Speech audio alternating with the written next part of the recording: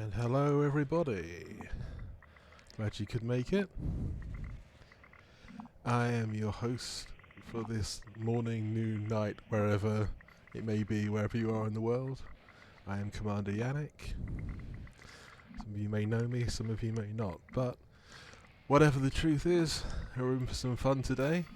Here we are on a world not too far from the bubble, but it's a Thargoid base, as it said in the title. Not any actual Thargoids around per se, but yeah, definitely Thargoid activities, and like the scavengers are still active. Interesting that the people over at Cannon actually registered this base as being active. I think they mean like obviously the machinery, one of the better word, is active. So that's true, I'd say. I mean, I think yesterday I was, for those of you who tuned in, I was deep within the Thargoid base, having gone there on the sort of spur of the moment, but it seemed to be a good choice. When you save the game, when you log off for the night, the game automatically puts you outside the base, which is a bit inconvenient. I think it's to do with danger zones, but I was in no danger at this point. It's just like kind of a blanket danger zone. So yeah, I did not design this game, but I can understand, like in space generally, like there's some times that you are in danger, but if you're just literally at the corner of a Thargoid base, no scavengers anywhere near, that's not really danger, is it? You know, to be fair, not really danger at all. You know, I've got a laugh really,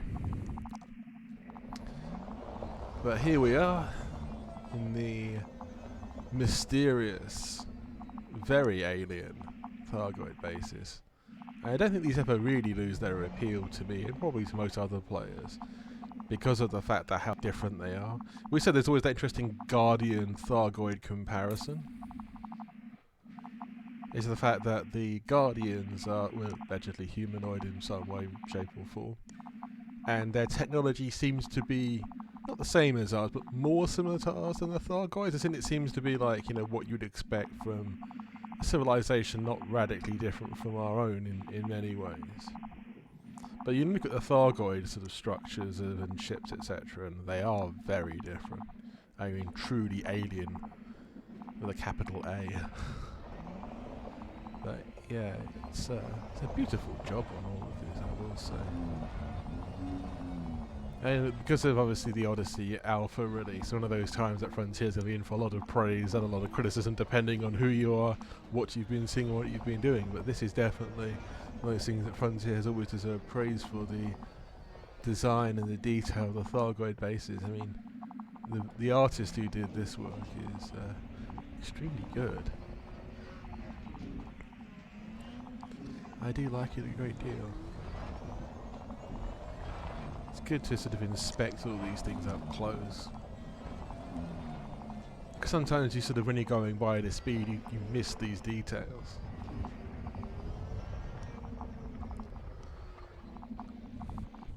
And it's very easy to do that. And so, maybe pointed out in the past, these these structures that have a sort of almost rainbow refraction to them are very cool. So the fact that you do seem to be in many places actually hovering in midair, and I don't know if that was intentional or not. Some Thargoid technology is a bit strange, so maybe it's supposed to be a feature. Maybe it isn't. Either way, it looks spectacular.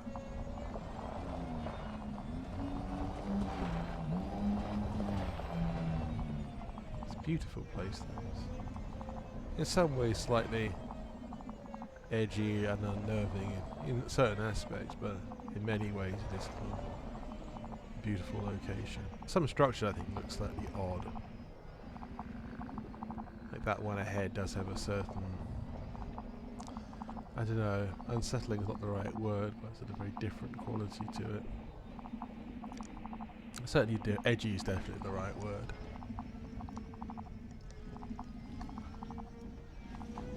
I try to think is like, for this moment, it's a little bit reminiscent of the art of H.R. Geiger, or however you pronounce it, the Swiss artist who's famous for all his sci-fi works. And even album covers for that matter. I think, didn't he do the album cover for Emerson Lake and Palmer's Brain Salad Surgery, I think it was? Yeah. For those of you who don't know ELP, they were sort of a progressive rock band for the 1970s. Quite a good one. I mean, they did some embarrassing things, but they did some really good things as well. And yeah, that particular album artwork is exceptionally good. Ooh, we have a scavenger. Hello, Mr. Scavenger. Do you wanna... Ah, this one he's not actually going to battle with because he's doing what the scavengers are supposed to be doing. Looks like he's disinfecting a part of the infected Thargoid infrastructure from the mycoid virus.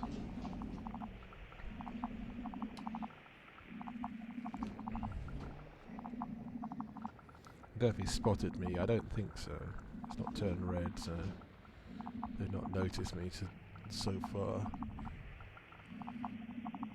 We'll observe them for a little bit and see what happens. I don't expect anything much to happen, to be honest, but yeah, to observe their sort of normal behaviour patterns.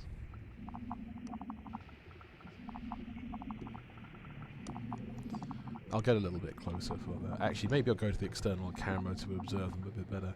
It's like David Attenborough sort of, you know, watching wildlife, isn't it? Actually, that was interesting. Underground elements.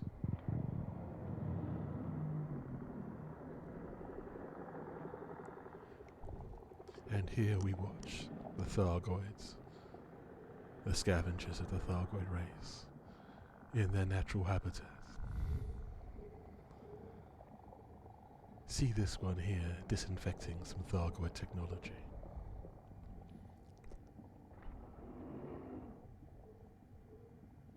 These are but mindless drones. Okay, enough of my David Attenborough impression, but... yeah, that's interesting.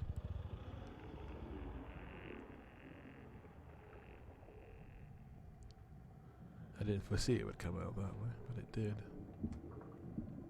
Yeah, cool. Oh, that's a very cool picture.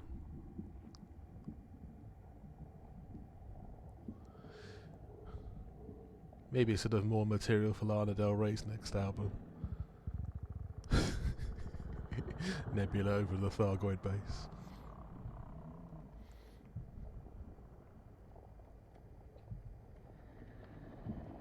I think I better go back into the SRV and have a look. Yeah, they still haven't noticed me. I mean, get slightly closer. Oh, there's a few more of them now. But yeah, the one on the right hand side, yeah, it's got his scanning ray out. He's definitely, you see that sort of yellowy material against the otherwise cold looking exterior of the Thargoid. I don't even call that a wall or whatever it's supposed to be, but the exterior of the structure. Now, if you sort of like extrapolate this back through time, the base is probably a lot more infected in the past than it is now, because the mycoid was, let me see, that was supposed to be like the best part of a century before, wasn't it?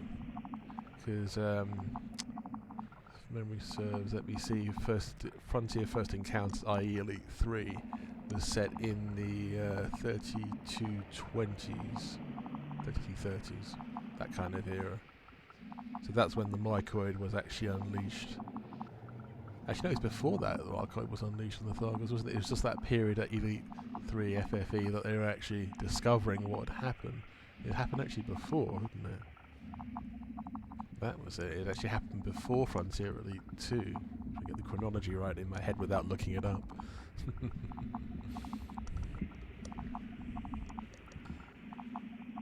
But yeah, assuming that's the case, then the bases must have been much more infected in the past than they are now. See how close I can get to one of these without noticing me. Probably not too close, I would have thought. I think within the base structure, like I was yesterday, the scavengers are probably much more on alert. Out here they seem to be relatively quiet, like I'm quite near and they've not noticed me at all. They don't see me as a threat. They're very simple sort of droids anyway. If that's the right word. I think it is. A robot to droid.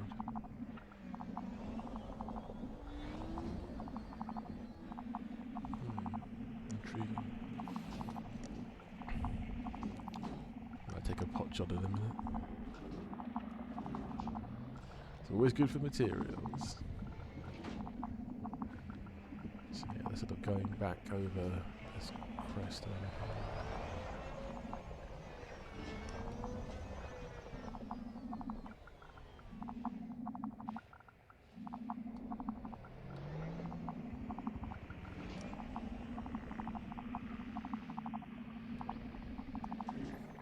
Resisting the impulse to do another David Attenborough impression. I think they're just like 10 a penny these days anyway, so I probably won't.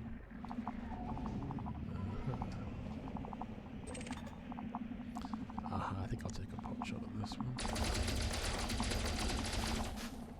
Yeah, they've all noticed me now.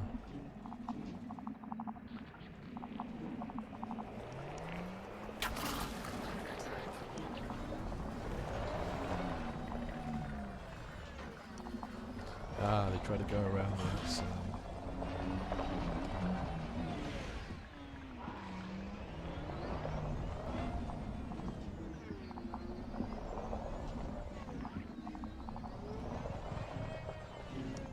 Actually, they haven't. The three-dimensional scanner doesn't look quite like those.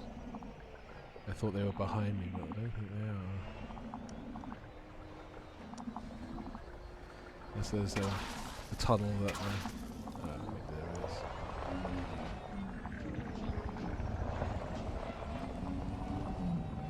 You get slightly higher ground. It's a marker. So Thargoid, the yellow thing on the ground.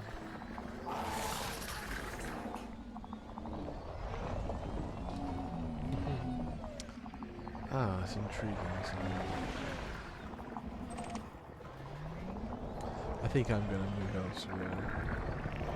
They might follow me, then again they might not.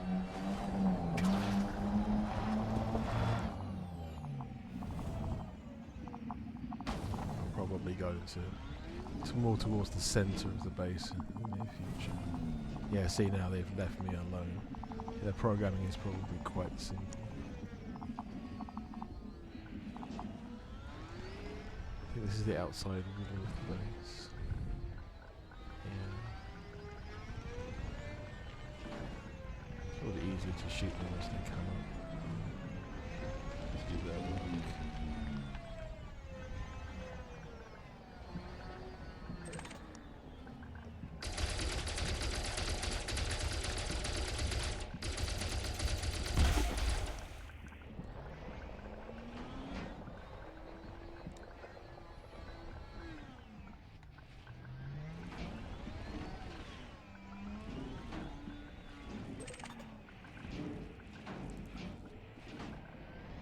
Yes, indeed. Sort of lost the element of surprise, definitely. But then again, these are not intelligent minds that I'm facing, so probably one of the easier opponents. Ah, he's on the ground. I wonder. I didn't actually see him. He kind of blended into the terrain.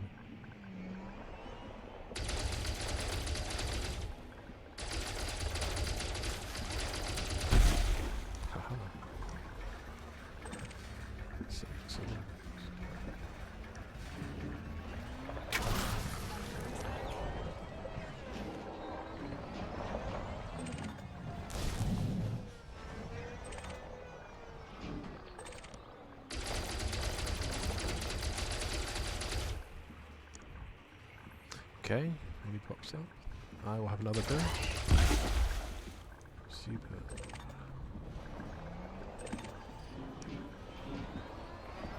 As I always say, it's always worth looking for the engineering materials if we can.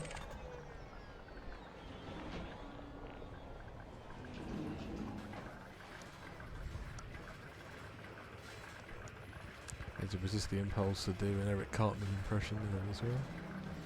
I'm sure some of those words may be... I don't know they're actually banned by Twitch, but probably banned by the non-mature audience categorization that I've got.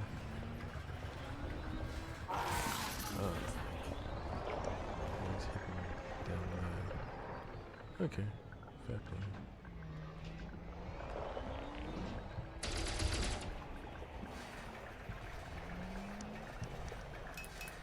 Some more shield would be good. Balance your pips, ladies and gentlemen, and non-binary people.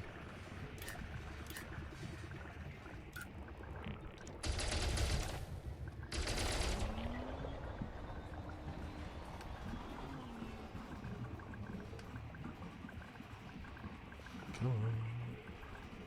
You know you want to.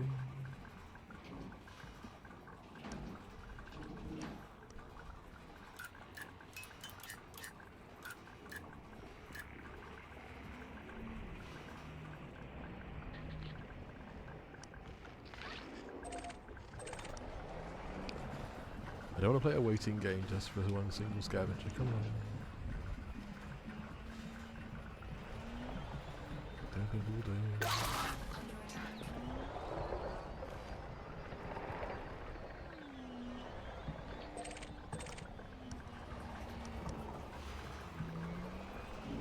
Yeah, I think I might just ignore him. It's not that important. I've got some nice materials anyway, so I'll just crack on. Right, here we go.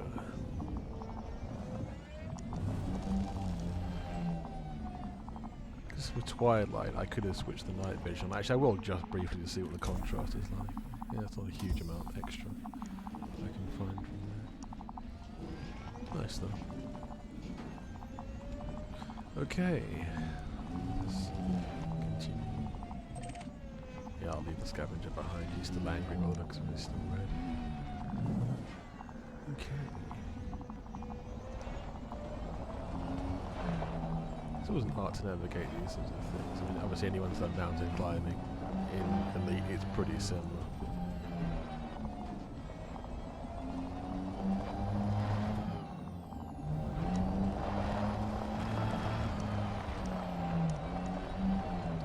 Okay, here we go.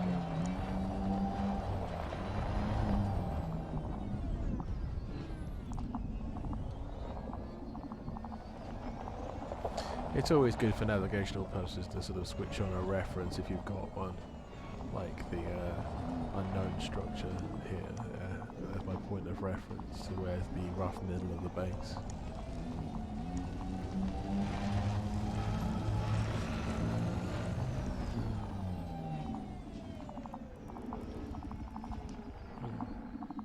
How nearby are these scavengers? Not near enough. How's the stream coming along, everyone? In terms of like, how's the frame rate?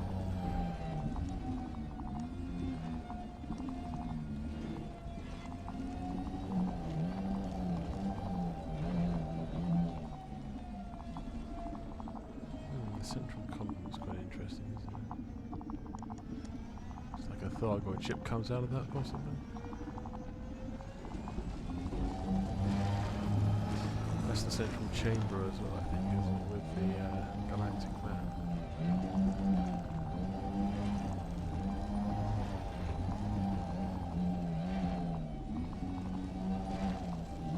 No, I do expect to find scavengers in these parts as well.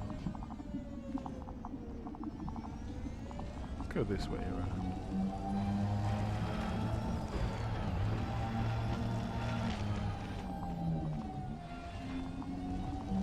Looking for an entrance, but also just looking for interesting things, really. Things that catch my eye. To be fair, there's a lot around here that catches the eye.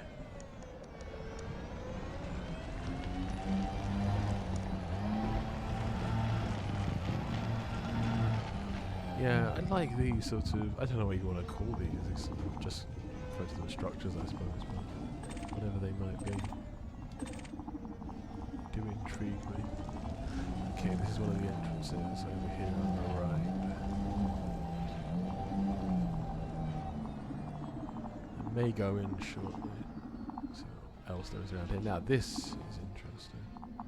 It's like some kind of modern art sculpture, doesn't it? I don't know how many people have been to the Tate Modern Gallery in London. If you have, you know what I mean, but there's... I mean, with some modern art generally, I mean, I do like some of it. Some of it is just complete trash, though. I just like thinking... I think with a lot of what comes under the broad sort of category of modern art, it's very sort of broad category anyways, to be fair, but... Whatever, in that sort of broad categorization, there's some stuff that appears to be like done by a 5-year-old, and I was thinking, like... I'm not like a professional visual artist by any means myself, but I can tell when something's taken skill usually to put together, or at least imagination. I mean, sometimes you can tell someone's got a good imagination and good vision, even if something isn't technically brilliant, which is fine. But if something hasn't got any vision and it hasn't got any technical skill, then what's the point of it? I mean, in that case, literally anyone could have done it. And so it's like, well, that's not good, you know? I mean, it's like in any profession. You don't have to be technically perfect or anything, but I want to see something that it looks like someone spent actually a good amount of time and effort doing, not just threw any old crap together. And I think some people would do it just to see what they can get away with, to be fair. They're probably capable of more, but yeah. I have no idea. I'm not in the art world. Maybe I'm being scathing. Maybe I'm being charitable. I don't really know. Well, Mr. Scavenger lies beyond the door. Let's have a look. Oh, Mr. Scavenger, you're going to get laser on your face.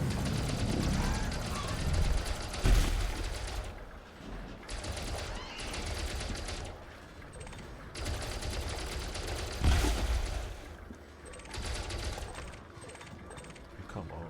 Target Scavenger. Yeah, that's done it. I can't reprogram the target computer to give sort of target preferences, like scale what preferences I want. Usually the threats first, you would think. But still, I won't complain too much today.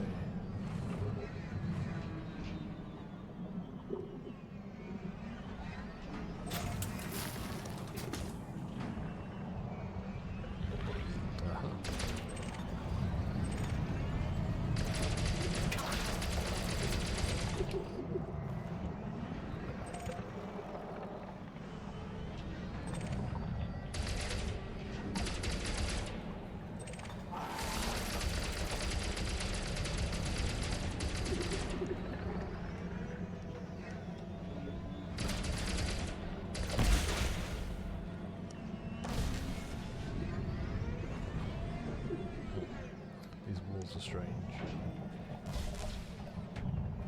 I shouldn't be surprised though. And generally speaking, I'm not.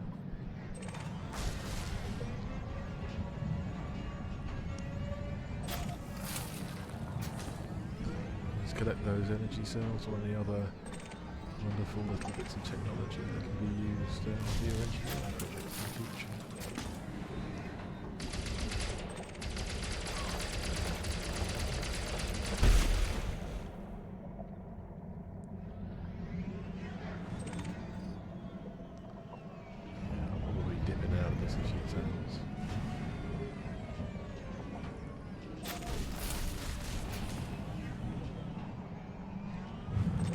I mean the base itself, this inner building of the base.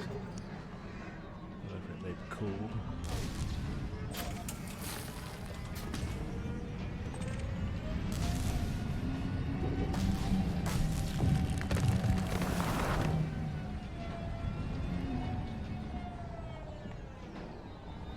Okay.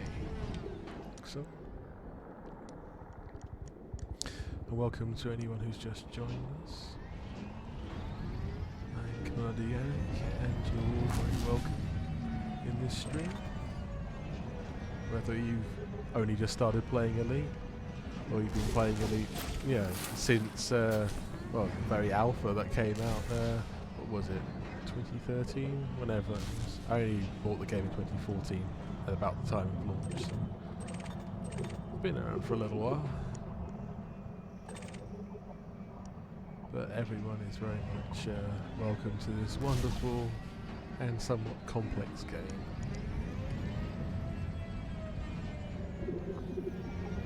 Actually, I went this way last time. I'm going to go the other way instead, just for a change.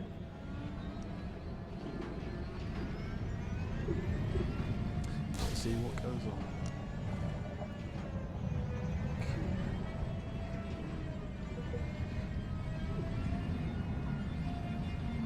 Yeah, I won't rush around like a maniac at the moment. Ooh, it looks like it's blocked, I think.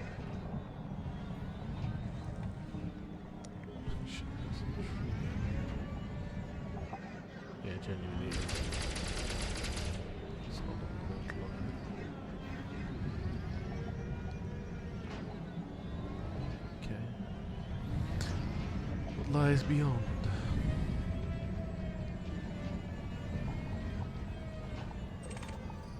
Oh yes, biological matter. Illegal salvage. But that's the point, it's not illegal salvage. Yeah, the other scavengers are somewhat distant. It's the Thargoid link. This is a, I suppose that's what gives this base the active status, stuff like that still in existence.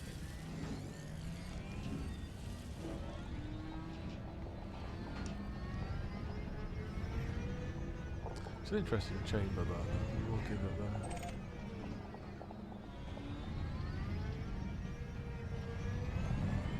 I may go back to the central chamber. As I did yesterday.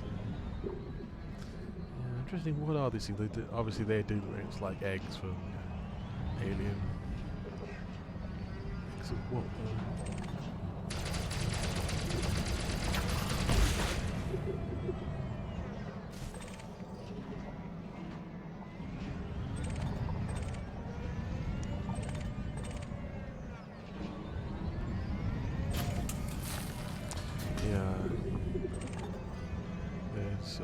I think obviously for engineering material, I really emphasise, I mean I generally tend to pick up stuff anyway as I go, wherever I can. Thargoids are particularly, not massively rare I suppose these days, but they are not common either. You have to visit Thargoid sites or ships to be able to find them. I'm not really massively into AX stuff, anti-Xeno. I haven't really...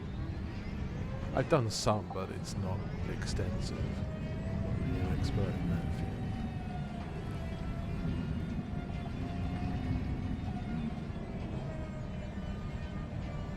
Aha! Another chamber. Seems what we just encountered. Surprising. Let's just see, obviously this is still, say, used by the Thargoids. It's some kind of reconnaissance base then, with the link probes.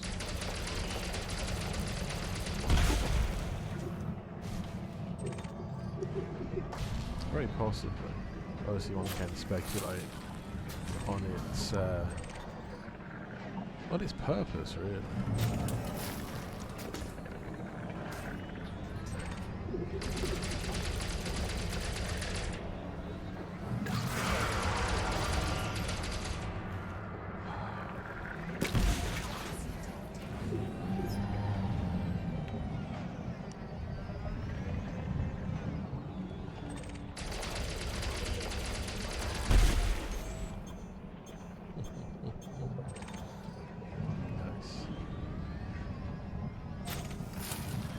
I don't know if it actually resets everything when you leave.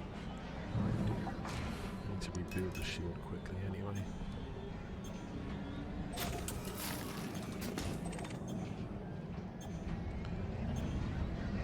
Oh look, I spent some time in these locations.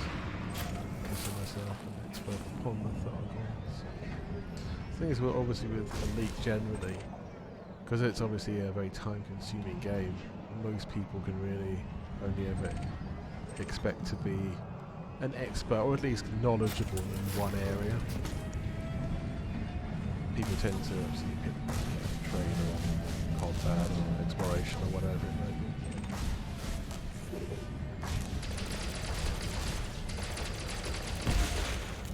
I happen to have chosen exploration, so here I am. all good.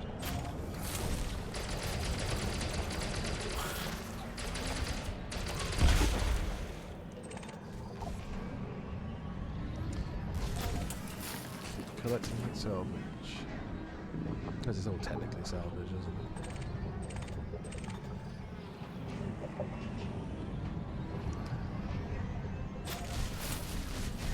I have to look into what I can get from my goodies here.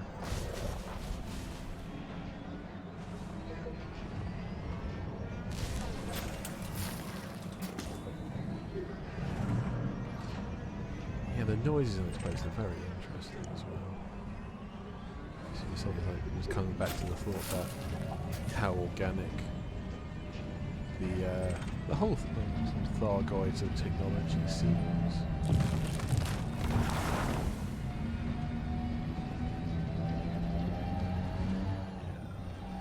It's good to rearm, restore, recuperate. I'll refuel anyway, it's a matter of course.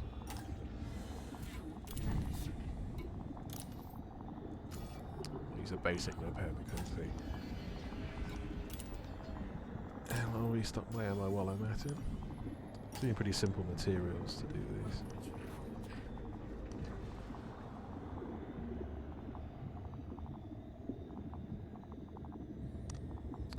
Okay, yeah. Actually, out of interest, let's look down the synthesis list for those of you who may have been playing Elite for very long.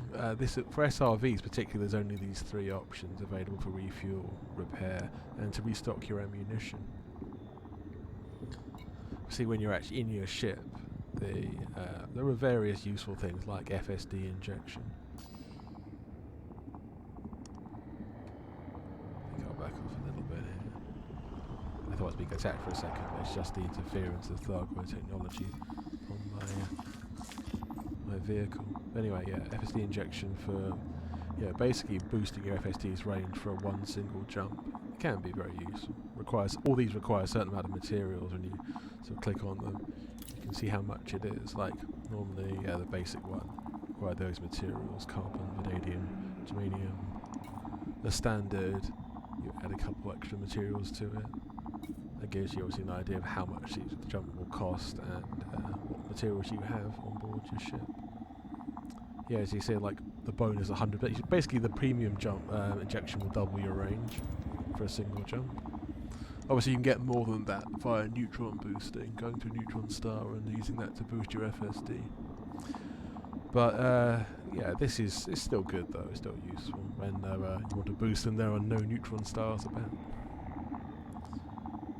Obviously there's like AX munitions, other different kinds of munitions for different weapons. Those are useful too.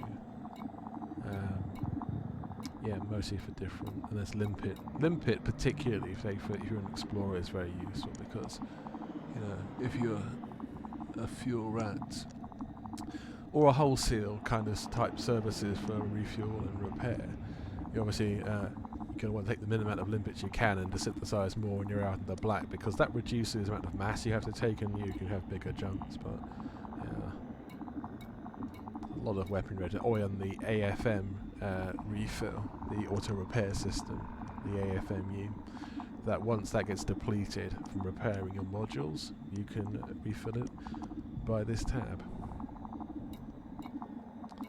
Most things, I say, are there, like life support. Refill. I think that's if your life support is obviously on the blink anyway, to refill your air if your life support is knackered. Until you run out of materials. Yeah, see, there's quite a lot here, so you'd probably be alright for a while. You'd have to hope that you could actually get to either a station or a fleet carrier to repair your ship enough. If you had you had your screen at the front of your ship blown out, because obviously that's the problem usually when life support starts to go badly. And yeah, if you can keep replenishing it via this synthesis, you can be okay. But you say if you run out of materials, or you forget to do it, and it'll keep warning you anyway, so it's unlikely you'll forget. But I once heard of a guy who made it all the way back from Beagle Point to the bubble with a shattered canopy, and I was thinking he just kept on jumping constantly and using the replenishment here in synthesis. I was thinking that that's a hell of a lot of discipline. I mean, God, he must have been numb by the end of that. Yeah, that's an achievement. I will grant that commander credit in this case. That is a hell of an achievement. There you have it. Yeah, that's synthesis for you, and very useful it is. Yeah.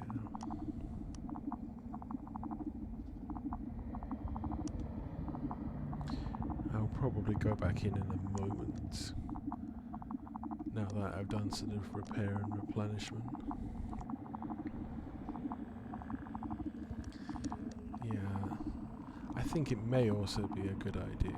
I don't know if this active base actually can use materials Thargoid materials to activate the galactic map. It must be non-active bases do that, but yeah. Actually, what I am going to do is go around the outside again, because there's another entrance elsewhere. There's always the fog, well, not always, but frequently around these Thargoid bases, and you can usually see that on the approach from the site from the spacecraft. You can see the fog actually before you see the base, usually.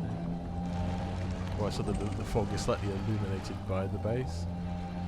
That's slightly eerie in itself, and there is no atmosphere on this planet, yet there is a fog only in this location. Because sometimes on atmospheric or non-atmospheric worlds, you do actually find a little bit of fog on a planet. You could argue that was a super tenuous atmosphere, but either way, you know, it's not unknown. But it is weird when you actually get a single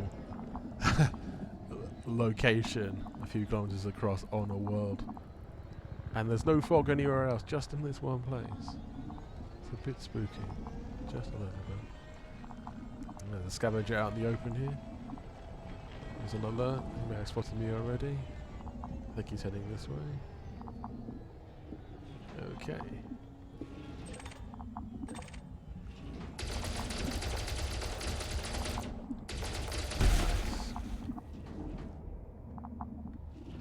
The other one's going to pop up in a second.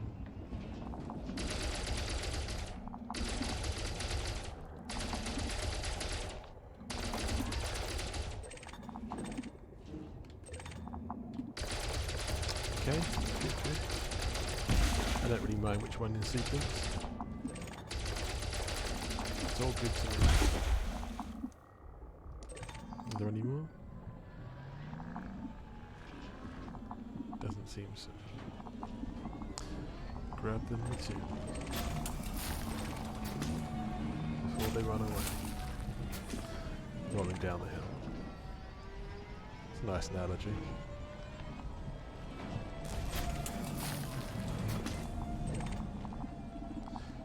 Okay.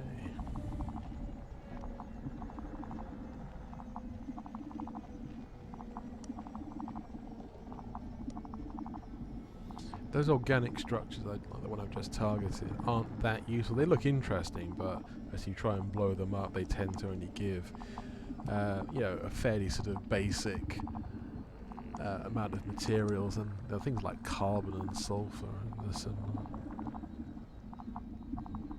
It's not really worth your while doing that. Plus, it's kind of vandalism in its own way.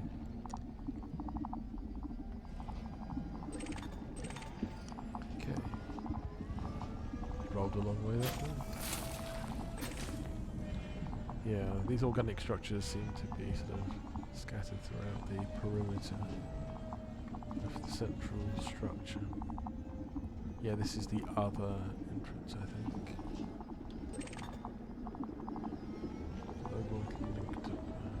Uplink device, sorry. The scavenger's distance and deep within the structure. It's interesting how the sensors seem to be very good at penetrating through buildings and ships and everything. So the debate can't tell you often basic information about things. Or, well, it can, but you know, I mean, more information than it actually does, which is relatively rudimentary. Something that would be nice to, you know, have an upgrade on for the future. Like, you know, let's say you if you're an explorer or a scientist in the game, you want to buy, so let's say a science scanner, or there's several science scanners you can buy of different kind of specializations, and then you go to a planet and you use it to find out the details, maybe like a deep geological scanner, to see obviously the way the planet's made up. Maybe a life form scanner to see if there's any like bacteria living in the soil. Maybe an atmospheric scanner as well. Stuff like that would be very useful. Like for example, if it takes up, I don't know, hypothetically, let's say 4 tons or something in a ship and a slot, then you could only take so many of these. Like you'd have to more or less specialise in taking a couple, depending on your ship, of course. The bigger ships with more slots, yeah, that might be easier. But so you could have like dedicated science ships with maybe all the scanners on even. I think that scavenger's out in the open, but he's way away. No concern.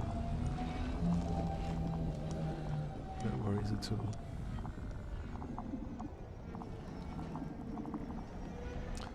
Yeah, I'm still gonna use around here. Now, these vents intrigue me as well. Are they just the exhaust for heat from some kind of process? Because they seem to be like distorting way more than normal heat haze would.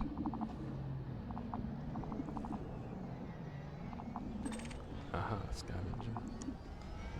Not too far away, this one. See what he has to do.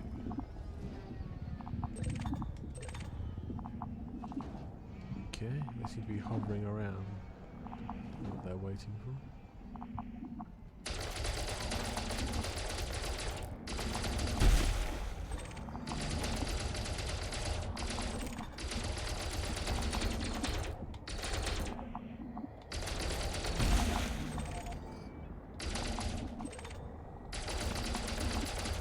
They didn't do anything. Even by their low standards, that's not so good. Yeah, you get these things before they roll down the hill and away from you.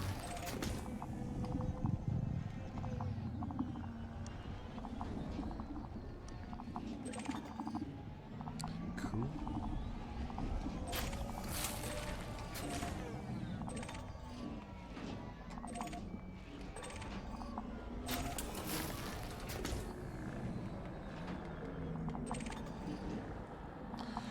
Yep, here we go.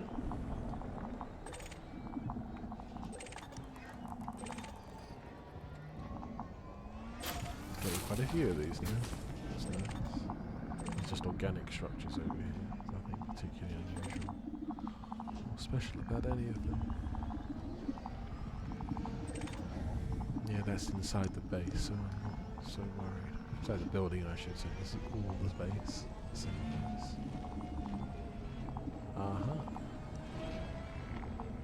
Nice view.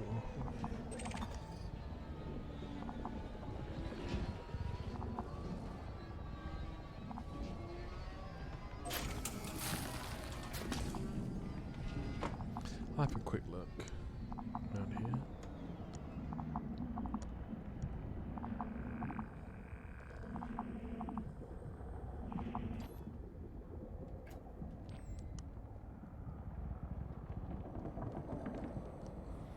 Yeah, I do love the views here.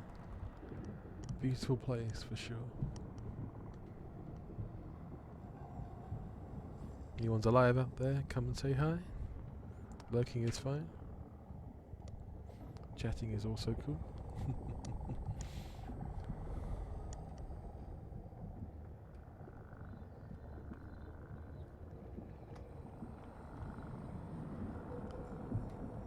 Yeah, that's a wonderful view. Then there's obviously the question about not just Thargoid physiology, but their perception. Like, how do they perceive stars and planets and galaxies and everything, nebula?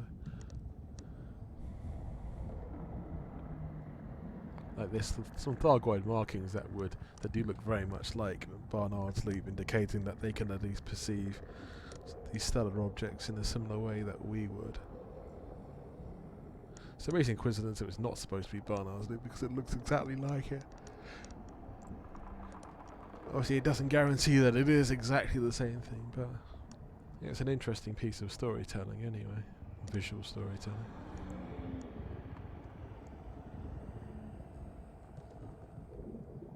Yeah, that's the entrance over there. Hear that noise in the background? Sort of slight clicking sound almost.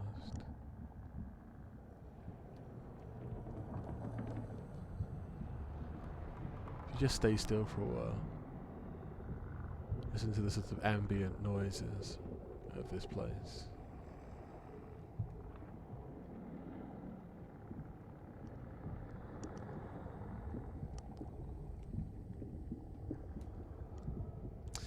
Yeah, kudos to you, sound team, sound department. Very well thought through, very well executed. Definitely has one of the best sound effects of games that I've seen. There's lots of good ones, but these are fantastic.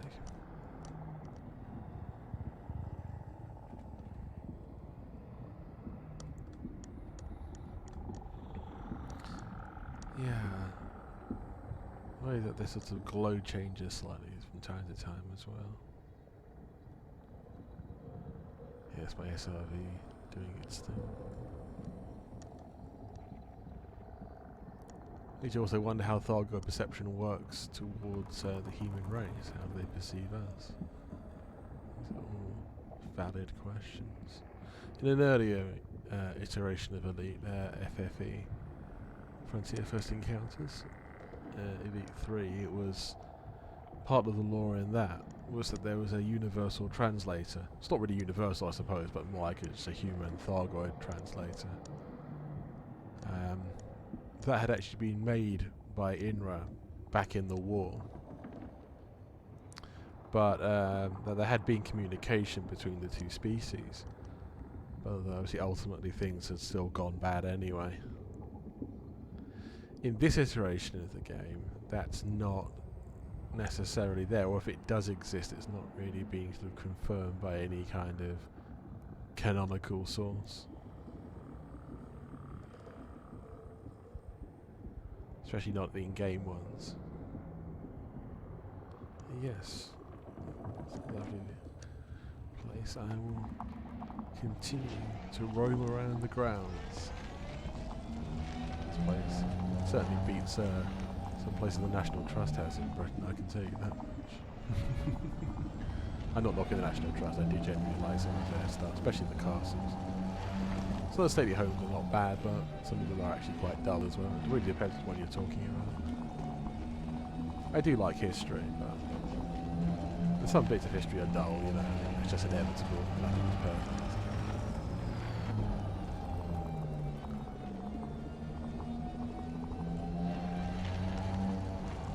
Oh, here we go. Another modern art piece. The old modern art pieces aren't really people, they're actually Thargoids in disguise.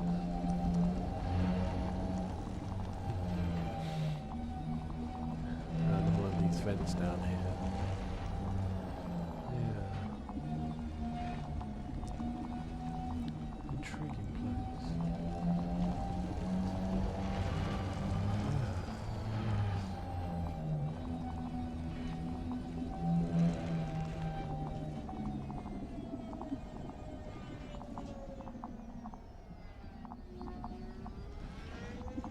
Okay. I'll probably go for a break in the near future and then return and we can crack on with this fascinating place. To find more places like this definitely in Elite. Sooner rather than later, but we will see what happens. The night vision sometimes reveals further details, but in this case, not so much.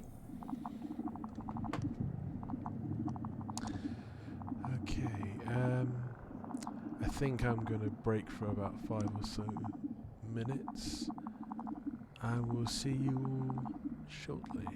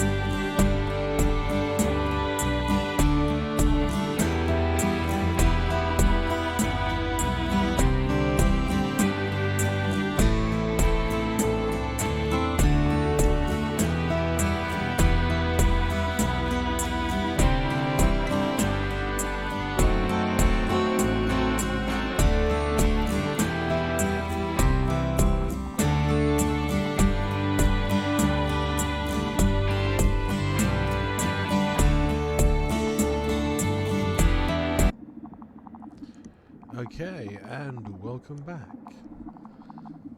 I was going to say welcome back to the world of the Thargoids, but is it really their world, or it just happens to be a base here? I think it's just a base, isn't it? Still encountered a Thargoid in person. Still.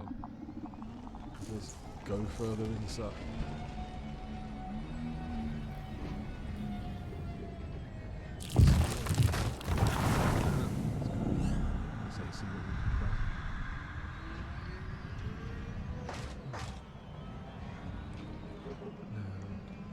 Doesn't look like this is possible. So this one, is this deliberately blocked? Or a disaster maybe?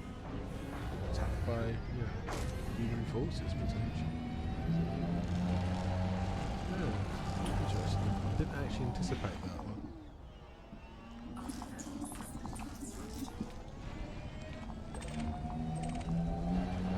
But it's cool. I do like it.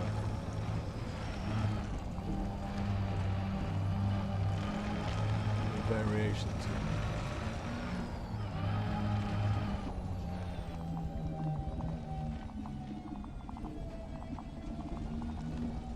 It looks intriguing, doesn't it? There's little flowers on its side.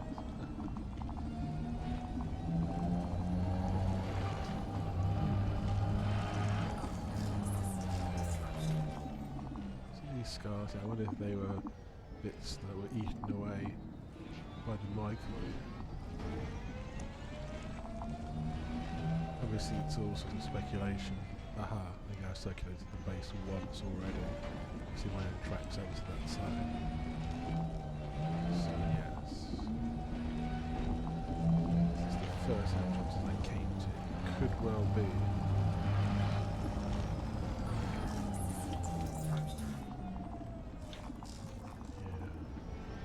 Yeah. It doesn't matter now.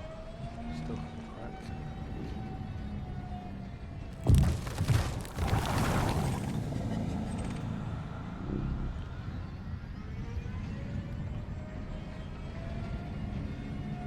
Still pay attention to what's going on.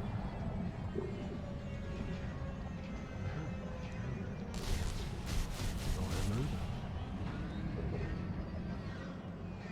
I'm a big fan of Kenobi. I think a lot of people are. The good thing is, Alec Guinness was obviously the original, Kenobi. It's the Ewan McGregor one that's kind of filtered into popular consciousness, really, is the definitive one, or at least one that has the most sort of known about him as a personality. Because, think about it, other than A New Hope, Alec Guinness Kenobi's not actually in it very much. The other two films, he's just like, a small amount. They're very sort of small roles.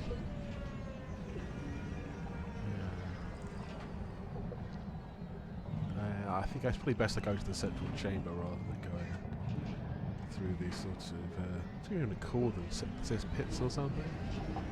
They build the links.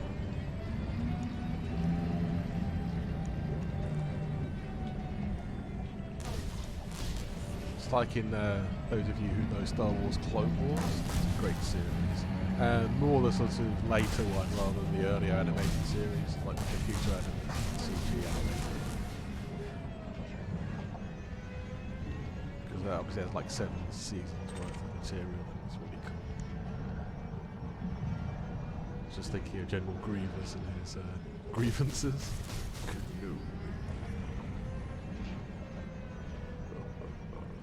do that, but point blank.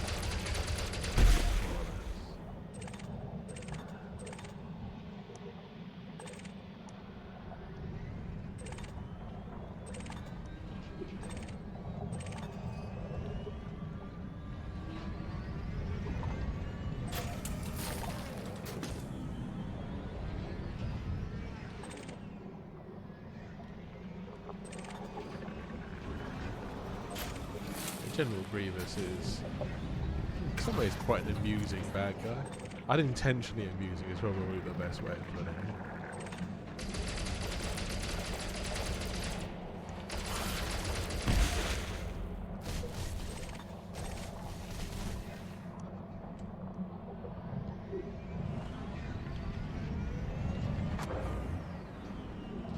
Oh, General Grievous, you were a foolish individual.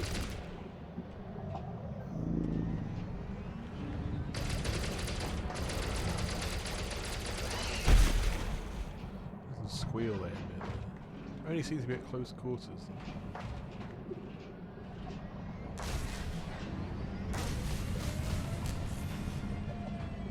Yeah, let's go into the central chamber. There's a few more scavengers here.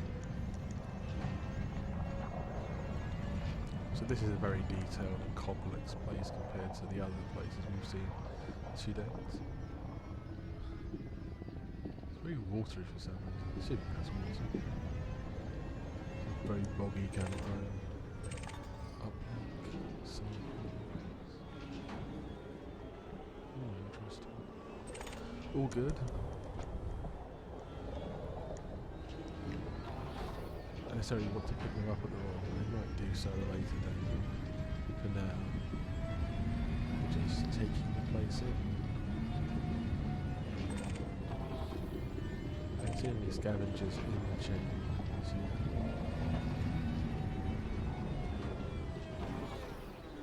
I'm going to go to external camera for this one. It's probably the best way to show it in its glory.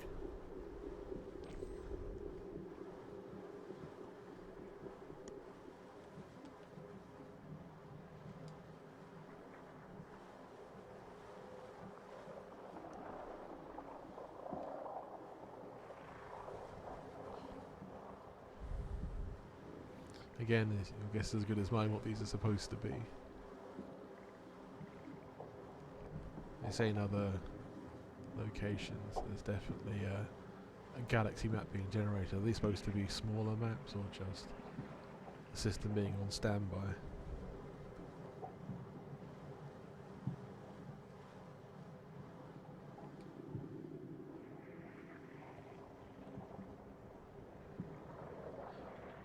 Whatever it's for, it's damn intriguing. I use that word a lot, don't I, at the moment? In this kind of place here, I don't know what word fits better, to be honest. Intriguing fits very nicely.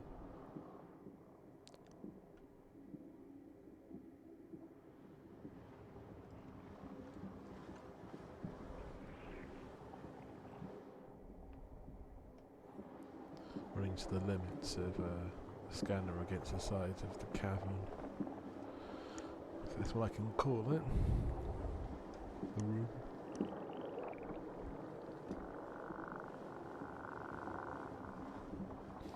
But yeah, the details in this place are just fantastic. I look at the ceiling as well.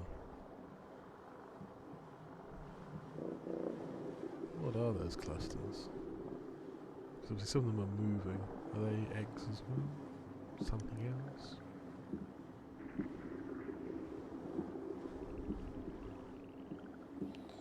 The side of the walls seem pretty similar. So many questions. So many questions. So few answers, relatively.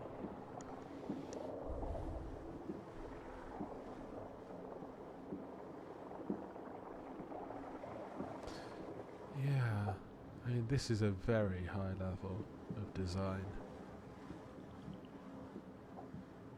This isn't even on the highest graphic settings either, this is medium. I tried to keep it on medium to keep the frame rate good. I have tried it on high. It's not bad. If I wasn't wanting to stream it, then yeah, some high or ultra settings might be not a bad move, but at the moment, especially I'm streaming this, yeah, I try to keep the FPS as high as possible. So I can zoom in further.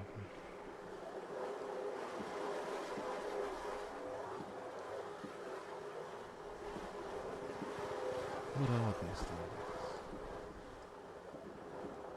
It's an obvious question.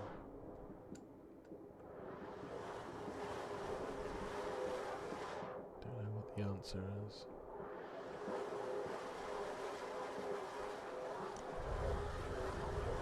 If anyone has any theories, please write them in the chat. Feel free.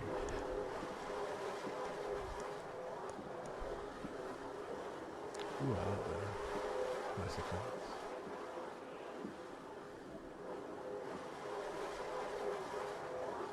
Refraction of light. See the small detail like the pulsation in the bottom middle of the screen. All of these sorts of wires, and on the right hand side as well, going down the lengths of the tubing.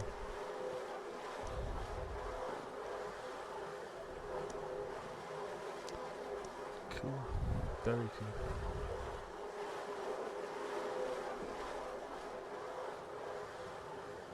Huh.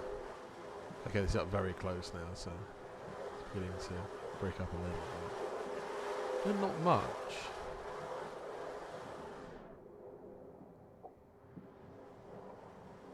See that thing on the wall? It's like a miniature Thargoid spacecraft.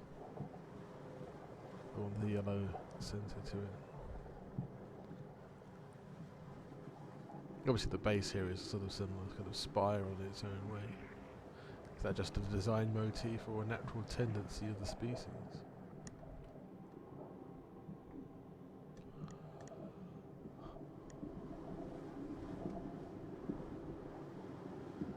It's hard to be sure.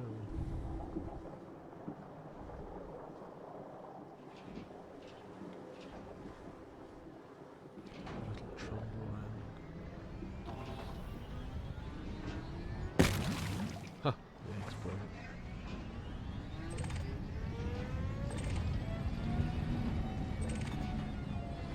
Oh, there's scavengers in nearby.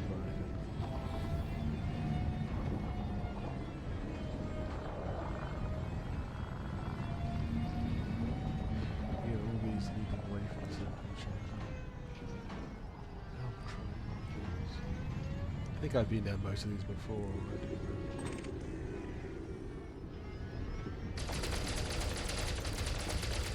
Do what I've got to do.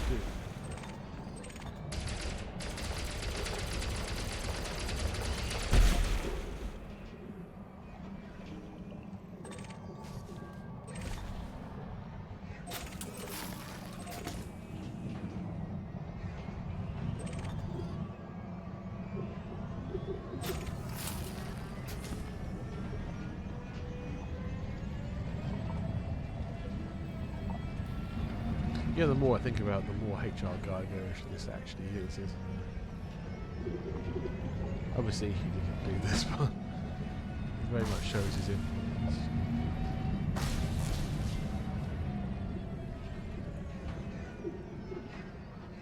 Yeah, it's going down to one of those link chambers. I have to face one more scavengers before I go.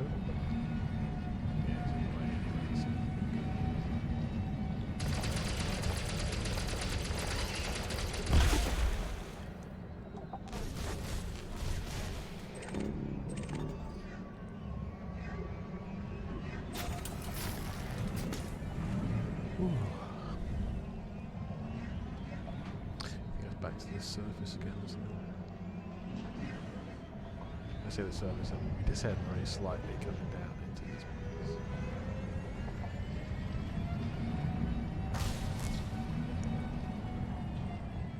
Yeah, we've reached the end of the corridor now. I will have one last look at the pod, so the link generator place. If it doesn't just make links, that's what I can see coming out of it. So the haze, the sort of fog seems to be stronger here than most places.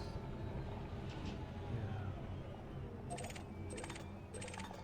I think if you take one of these, because it's toxic and corrosive to your system of the SRV, you have to get it to a ship with corrosion-resistant cargo rack as soon as you possibly can. Otherwise the SRV will just disintegrate. And then you'll have lost the link.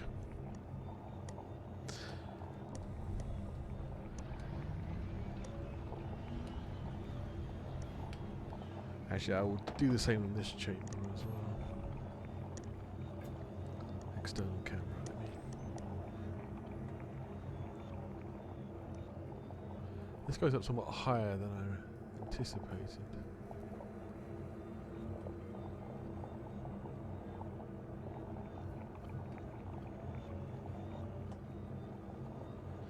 'Cause there's an element over there that looks interesting.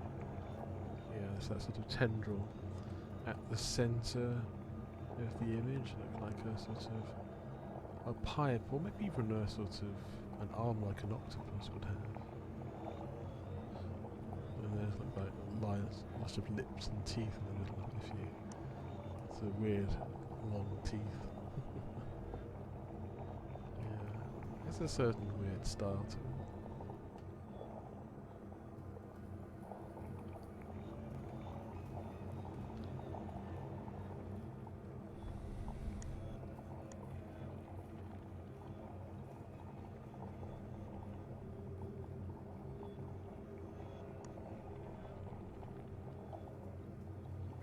Very nice.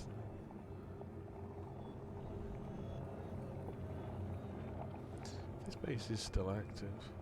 And I suppose the only reason they've not actually brought any actual Thargoids into it is because that's not part of the game yet. Soon TM.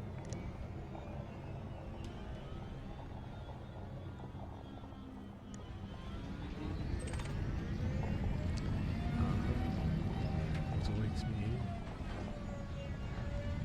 Another scavenger, I see.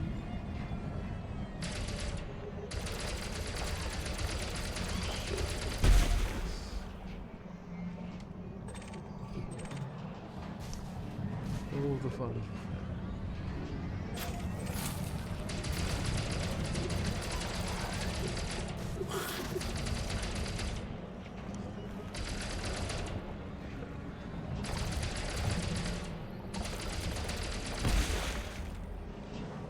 Not much more fight, but something.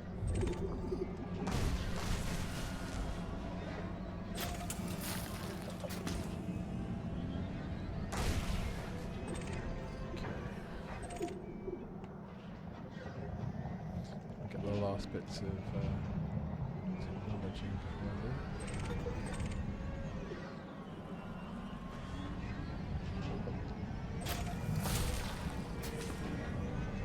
I'm guessing most of them you see at least within the complex.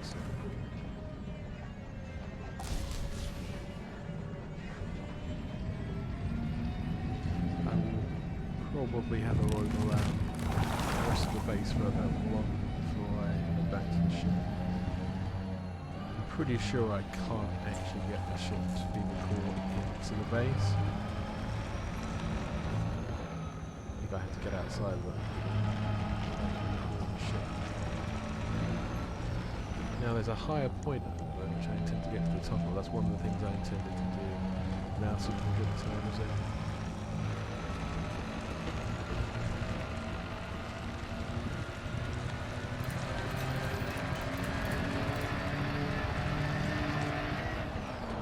How to climb up there. Looks like I have to go this way. Bit of SRV flying.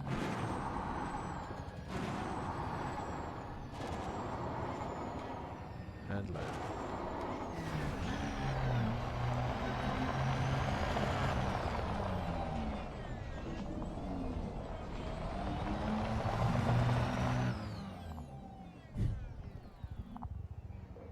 Sometimes it just happens. Nothing you can really do about it.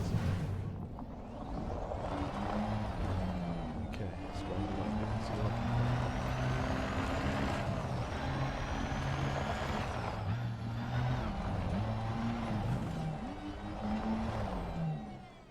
Oh dear.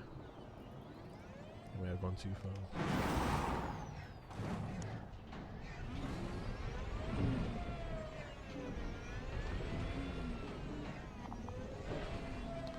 Okay, I'm at the end of one of these sort of tendrils. I'm going to have to look around on the external camera, there's no way around it.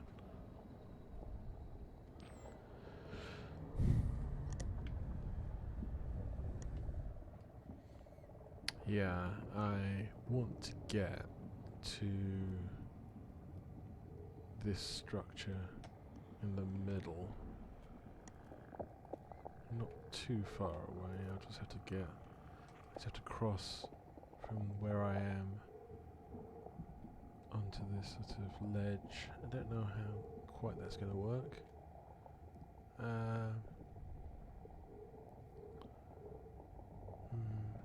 I'll have a go, but there's no obvious way up, at least not from here. I think I'd have to get all the way to the other side over that way.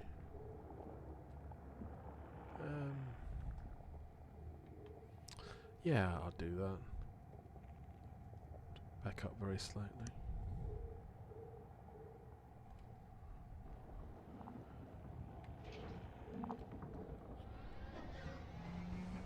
I don't fall off. Uh-huh. Yeah, and I am. So there it goes. Oh, no worries. Well, so much for that. It was always quite a sort of difficult thing anyway. Actually, maybe I can climb up this. Don't really need to be doing it, just interesting.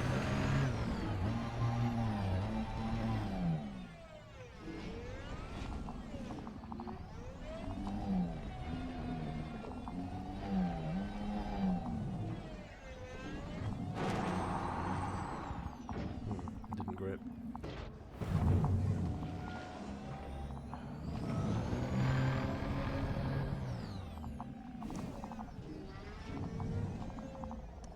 Yeah, I'm not too worried. I think I'll just crack on and get out of the structure.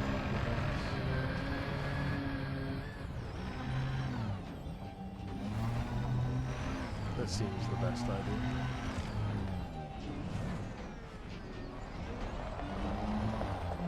It was good to get up here to get a good view anyway.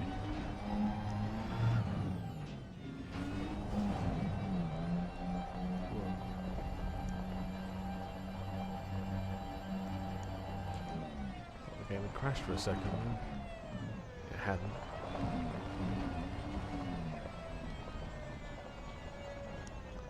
Okay. Yeah, very much SRB mountain climbing skills. I think if you're an explorer of any significant period of time, then you become a fairly reasonable mountain climber.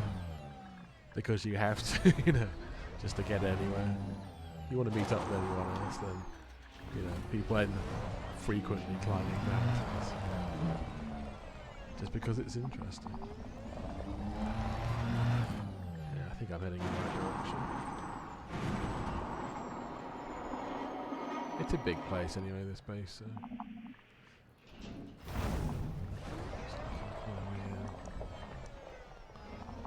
Okay.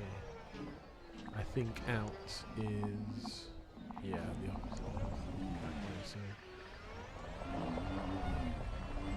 this general direction should be out.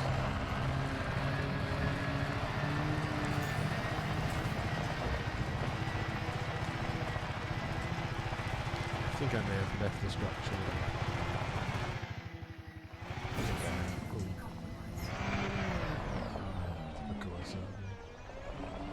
Yeah, I think I'm in the clear now. Yeah, I'm pretty sure I am. I'm going to seek to recall. I may fly over the structure very closely. Ah, the settlement.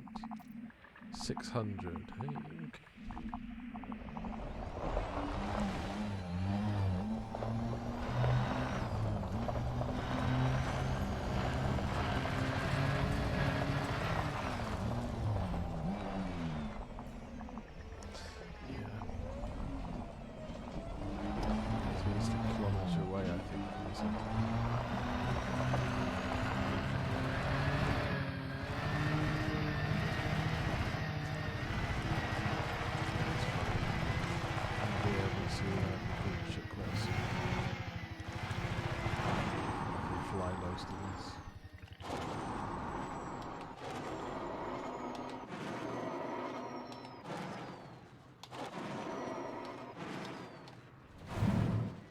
Should be enough. There we go. Check record.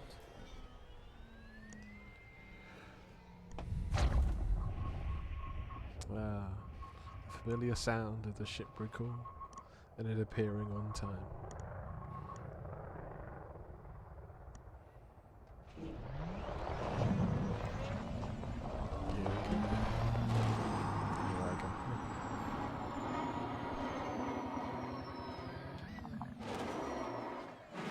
I crashed into my own ship flying through the air, which I might actually do if I'm not careful.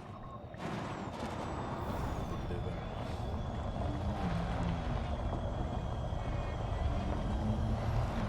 That's good.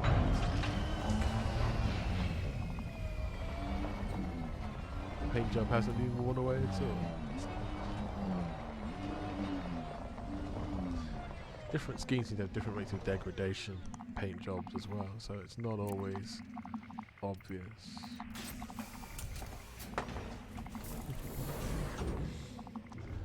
Gotta love, really. Yeah, my plan is to circle back in the ship over the ruins, active base, whatever it might be. Seems like a good idea to me. Okay, let's lift off.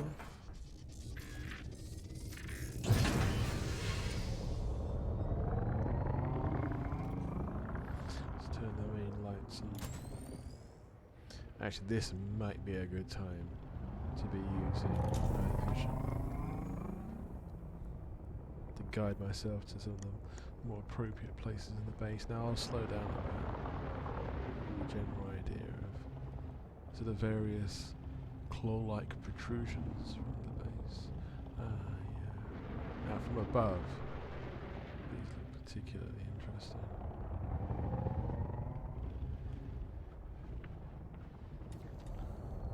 Yeah.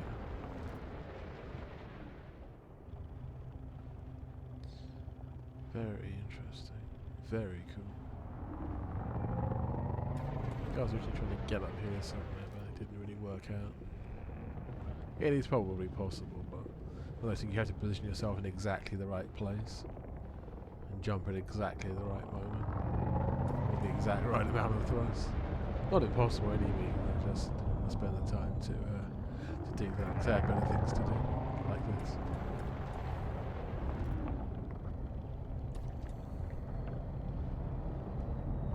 The ship isn't too big, so it's possible to pick itself through the structure with relative ease. Crossing my fingers. Here we are, the Crown Glory, the central building.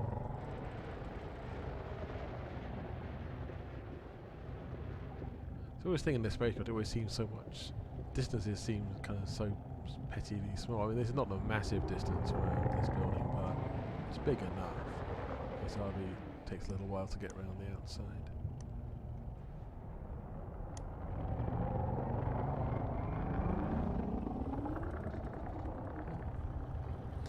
Yeah, so the dome probably opens as well.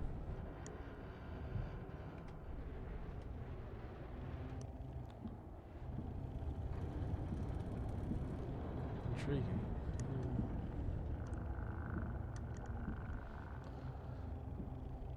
Does sound like a bizarre cross between Obi-Wan Kenobi and Mr. Spock.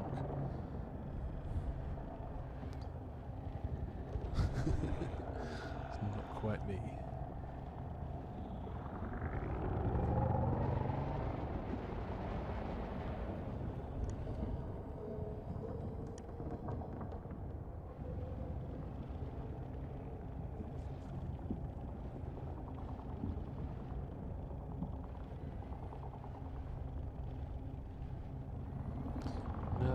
Things. What is this really big structure here for? Probably just to look cool, but it does make you wonder.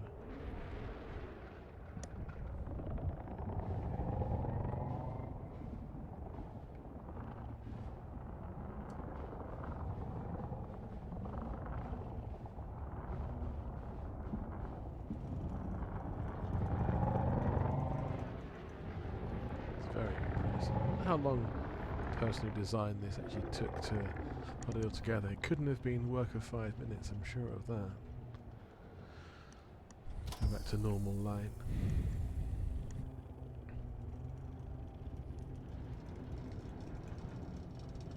Very impressive indeed.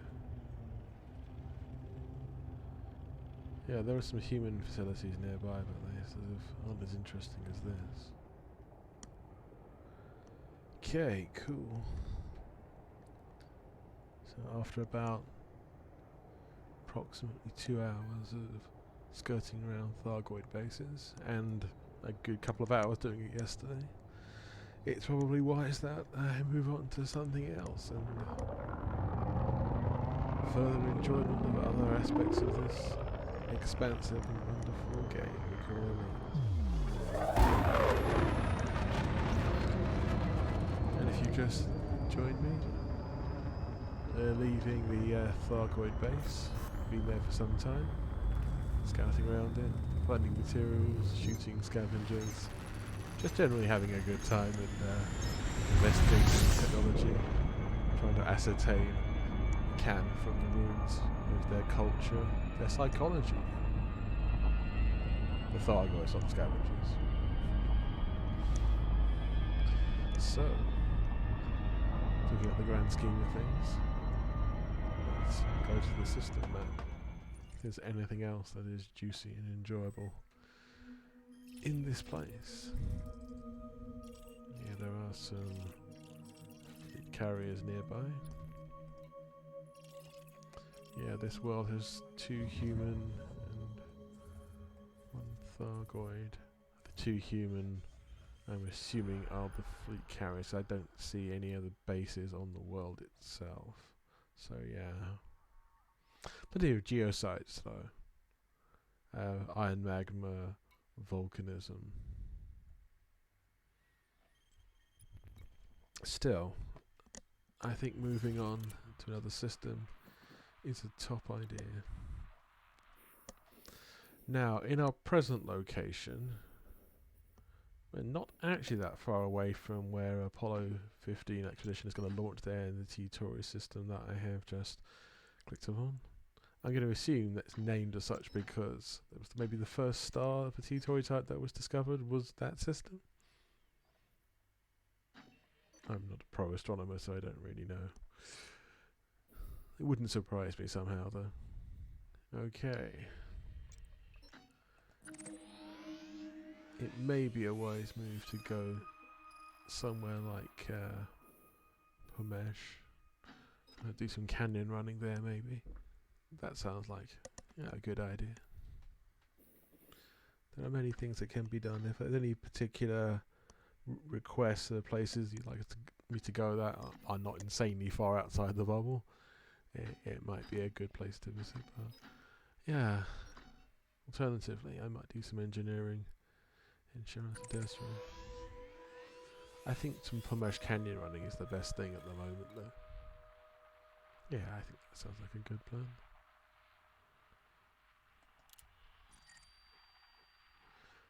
They always have a ship there, usually a modified fighter, heavily engineered one. Not the best engineered fighter in the world. I'm not actually I don't come from the sort of racing fraternity in Elite. I have done some racing. Raced against the formidable and incredible Commander Sanderling, who is pretty much a legend in racing circles. And understandably so, he's on those amazing FA off videos where he does like insane maneuvers at incredibly high speeds with like utter precision and with flight assist off. Actually, most of those maneuvers that can only be done with the flight assist off, but yeah. It's one of these people who has intimidatingly good piloting skills. I don't consider myself to be a bad pilot in any stretch of the imagination, but there's FA off skills and then there's that. His level of skills in that regard are amazing. Although he freely admits he hasn't done much else in the game other than race, so I suppose like most things you spend all your time and effort ploughed into that one specialisation, that one area. You're bound to get good at it. He's probably got some natural skills as well. I don't really know. He probably will, but I think he does have very good natural skills anyway.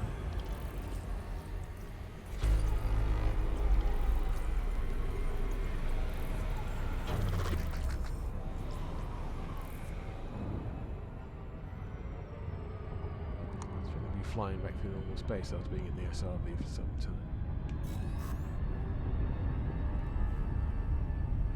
sure it's been over a couple of days. Yeah, I want to leave my lights on in deep space, no one can see.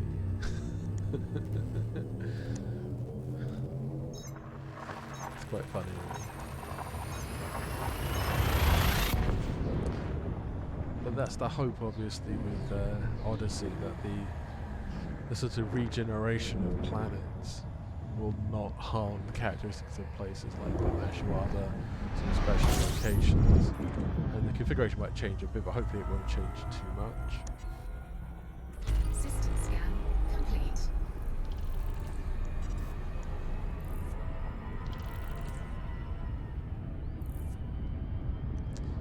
But yeah, the alpha test is due to last 6 weeks. Well, this is the first week of 6, through the 4 phases of it. And then they haven't actually yet announced a certain date for the full release of Odyssey. But I would have thought it would be like 2 to 4 weeks after the end of the alpha. It wouldn't make sense to wait for too much longer.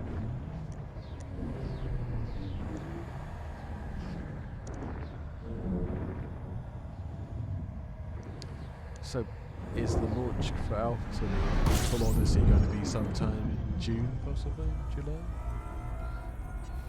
I'd prefer it to be in June because then we can use it for like 15. I think that was actually the sort of ballpark thing that they gave was June. At least they hinted at it.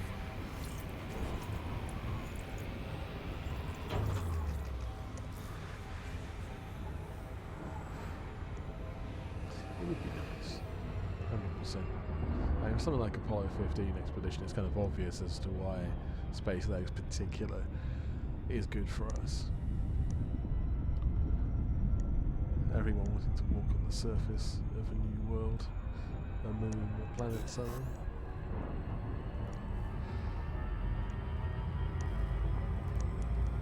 To see these beautiful places on foot, climb the mountains of these places on foot, traipse through the canyons, maybe even ride on the back of an SRV, who knows?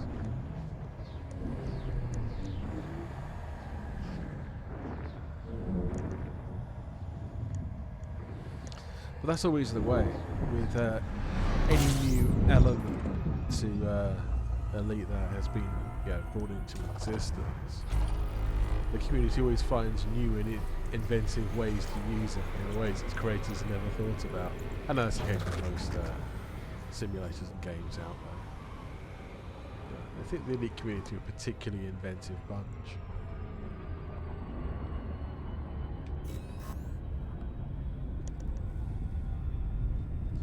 But shout out to the Elite community. I mean, I will be fair, all major aspects of the community, I think, are creative in their own particular ways.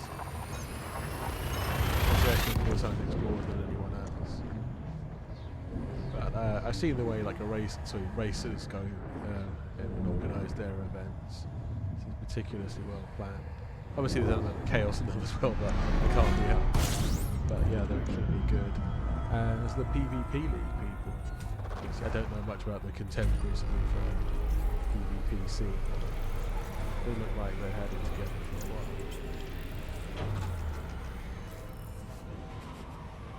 It's not my thing as in PvP, but from other people that I know who are in it, yeah, it does seem pretty good, especially when it's well regulated and there are rules to combat, and yeah, it's all better for everyone that way, I think.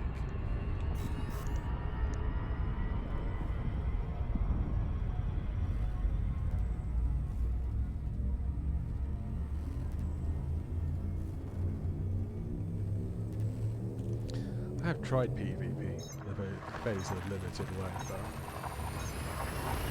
nothing like the sort of PvP leaguers and people like that.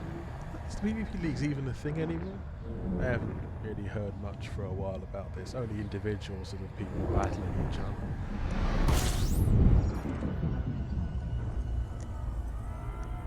If anyone knows, do tell me in the chat.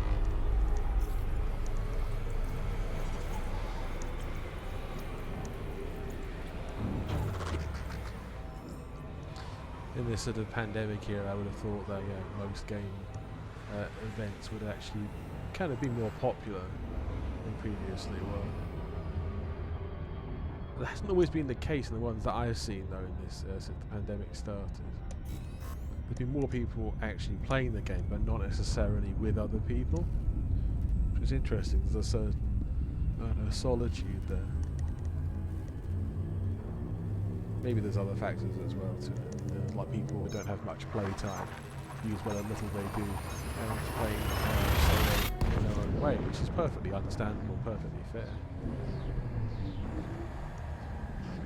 I think everyone starts out that way. Everyone starts out playing by themselves, and just doing their own thing for a while. Get to find your way around the game. Yeah. Build up your skills, build up your money and ships. And start doing what you want to do, and then sometimes they join factions, join racing leagues, PvP leagues, expeditions, etc. Do what you want to do.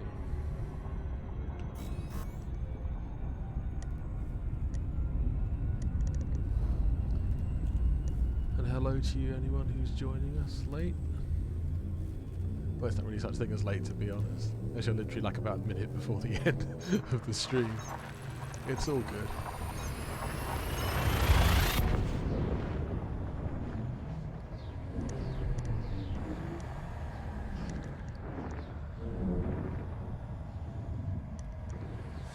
A few lurkers today. No one's really been chatting much. But that's okay. I'd rather people be here and lurk than not be here at all.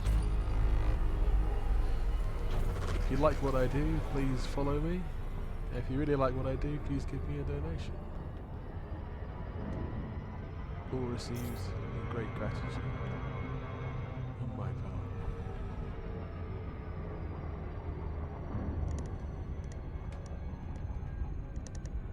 But yeah, even if you can't afford to donate or you don't want to, give me a follow. It doesn't cost anything. Assuming you like what you see. But then again, if you didn't like what you see, you wouldn't be hanging around to hear me.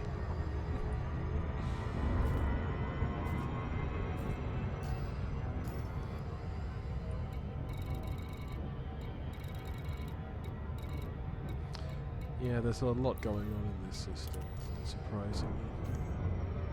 It's quite popular, I say, with races, and people just want to see the spectacular scenery of the mesh system. So there's quite a few fleet carriers hanging around.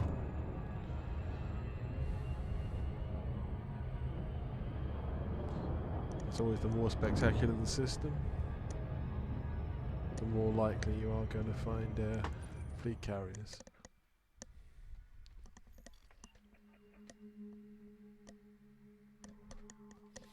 Yeah, here we are. It's not the most overrun system with fleet carriers I've ever seen, but there's a lot of them still. Most of them are in orbit of the key planet of Pomesh 2C. Strexer Colony, this base station, is also in orbit around. But, actually no, so it's not in orbit of that, is it? But still, yeah, it's the fleet carriers are in orbit of the canyon planet of 2C. There's some nice planets elsewhere, but the famous Pomesh people talk about is always 2C.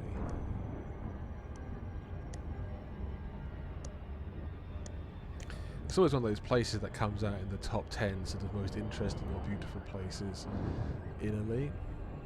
So much so that there's a tourist beacon actually on the world that Frontier put there, which I will fly to shortly. I'm going to switch ships at Drexler Colony and then fly down to the surface.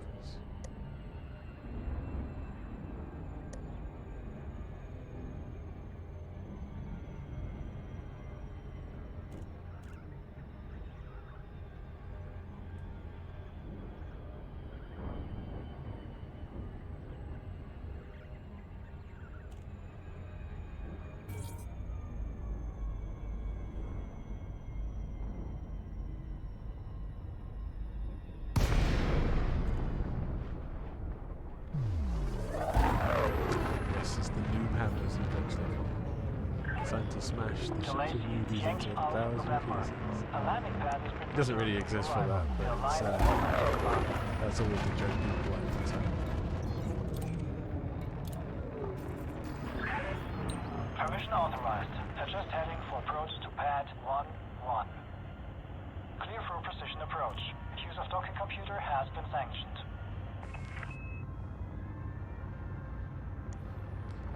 The soothing sounds of the docking music.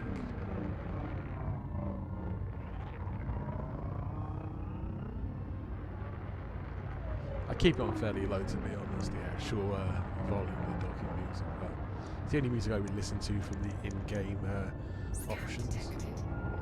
Partly because it's tradition and it's kind of quite nice to hear as well.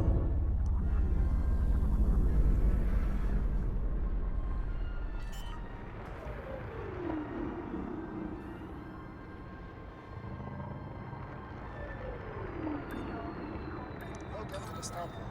We hope you enjoy your stay.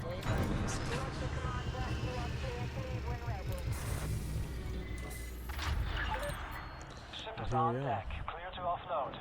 Happy to have you, Commander.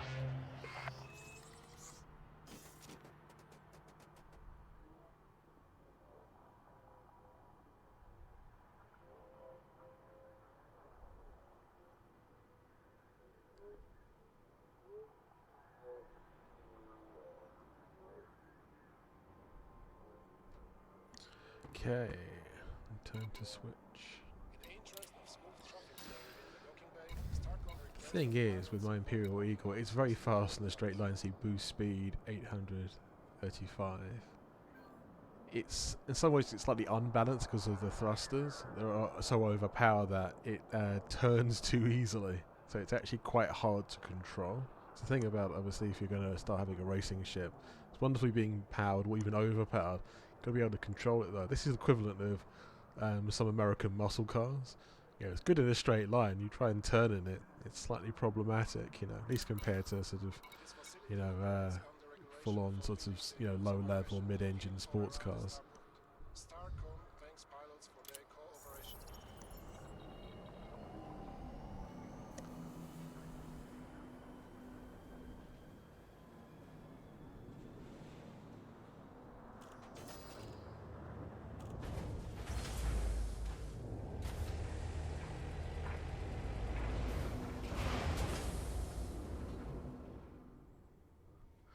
Okay, let's go.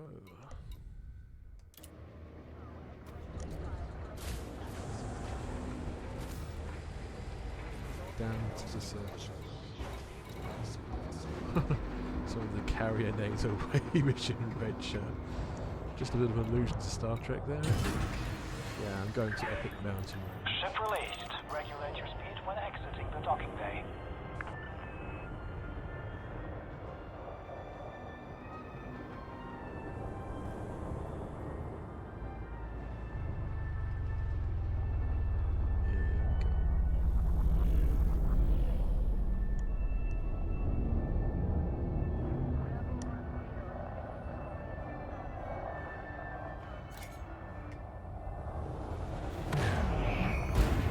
Acceleration is insane.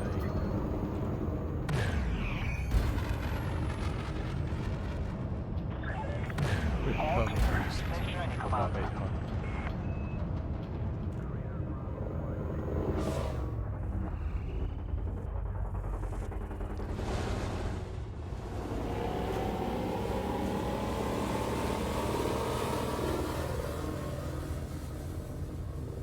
Okay, time to see the cruise.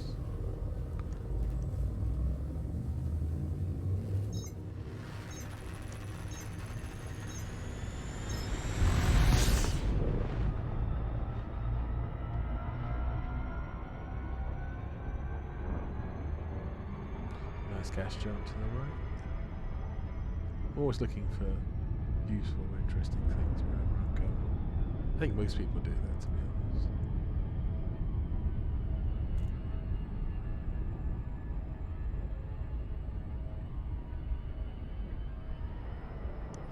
But yeah, Epic Mountain Range is unusual because of the fact it's a tourist beacon that you can drop onto much more easily than standard settlements.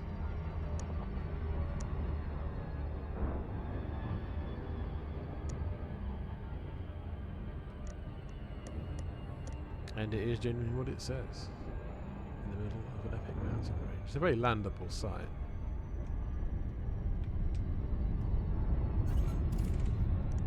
Ooh, a conflict zone.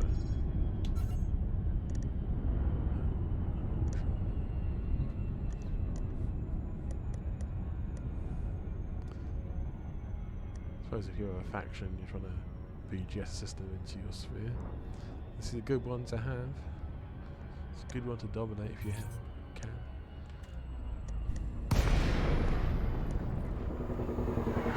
Right, here we are. Epic mountain range. Yeah, night vision makes it a bit easier to see. It's not. Well, you can still see quite well in twilight. Keep night vision on anyway. Yeah, see, this is not the highest peak here, but it's one of the highest. It's the elevation is fairly strong.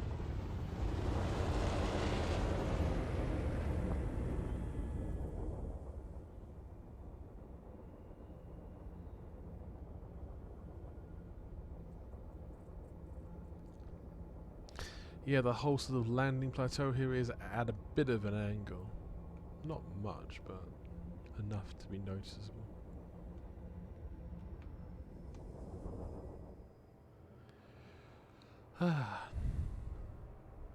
Right, presently I'm at Pomesh 2C in FleetCon. Anyone wants to join me on this little world of the tourist beacon, you're welcome to do so. I'll be sitting here enjoying the view for a little bit anyway, as you do. These big thruster ships, you've got to be very careful on landing. Actually deploying gear might be a good idea. Too busy talking about the mountain range. This is the downside of having to talk and fly at the same time.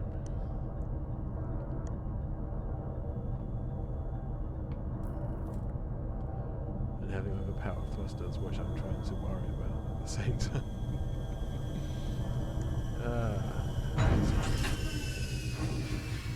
Okay, see, low level of light is enough to see the tourist beacon. I'll shed some light on the subject.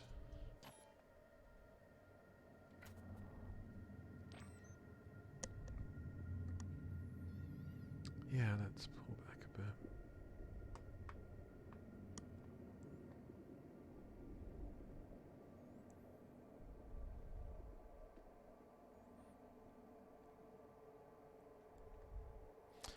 Give some idea of the place and the scale. There's always the most place in the bubble you can see a variety of nebulae in front of you. Obviously there's that gas giant we're orbiting.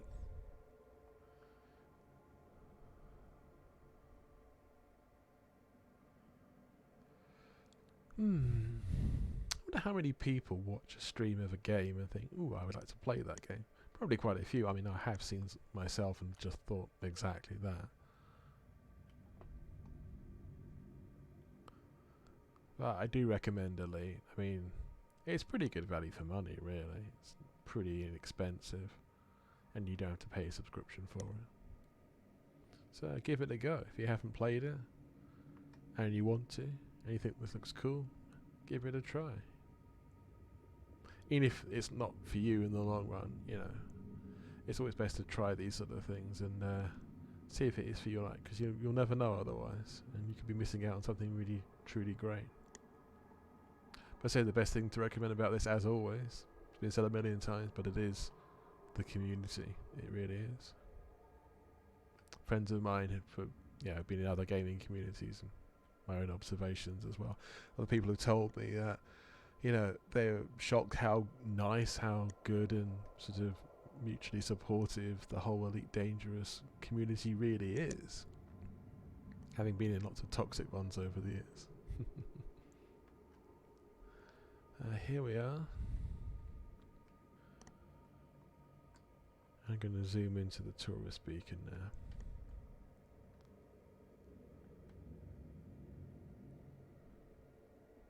The mountain range in the background is only like partially visible anyway. You can see some of the major peaks near here, it's true.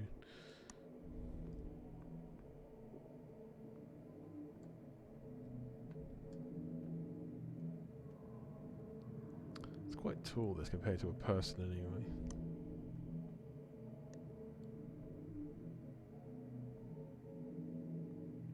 Well, that's a nice shot. That's quite a cool one, actually. Because it's not static, the beacon itself rotates.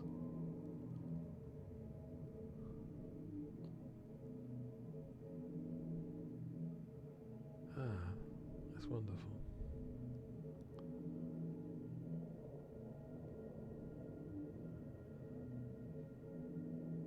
Sit here and chill for a while.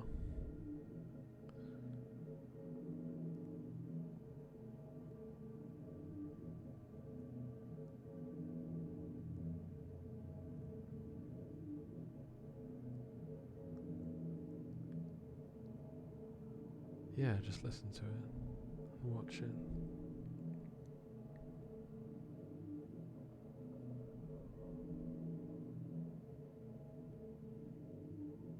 It's intriguing so far with the Odyssey Alpha how people have managed to start some little meetups already, congregating in stations. It's not surprising. It's a very good thing. I knew it would happen sooner or later.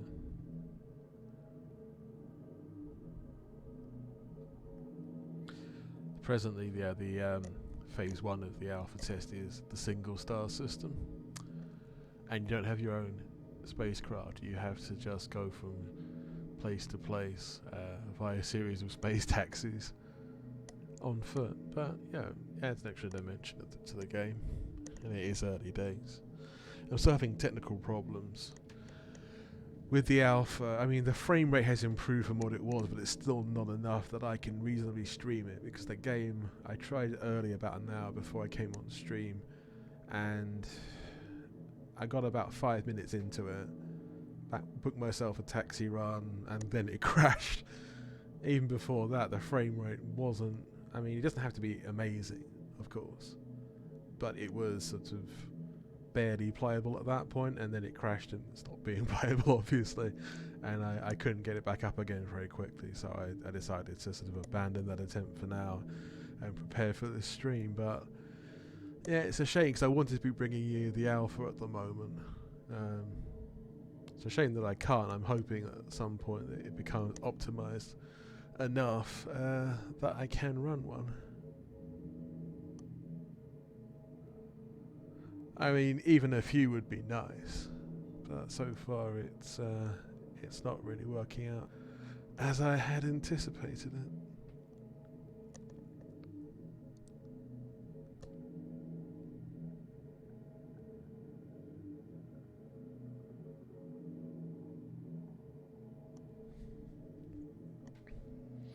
Still, here I am. In Horizons, but that's pretty awesome in itself.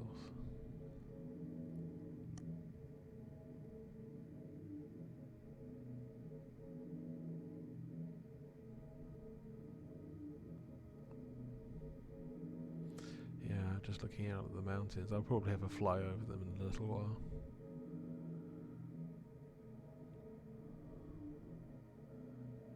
Definitely a place that is worth visiting, because even if you've only just started in the game, you can visit here quite easily. It's a very accessible place. It's quite central within the bubble anyway, so it's not hard to navigate to. So you can jump straight in and be here.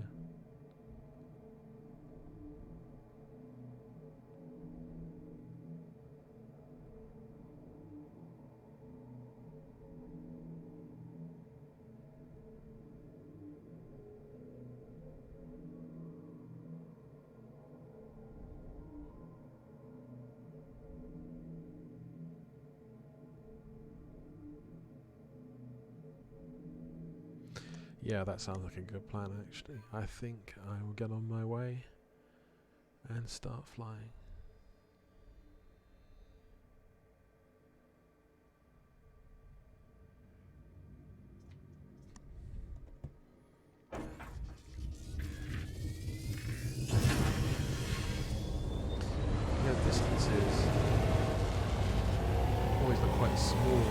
felt like that beacon was 100 meters away. It looked like probably about 20. Yeah.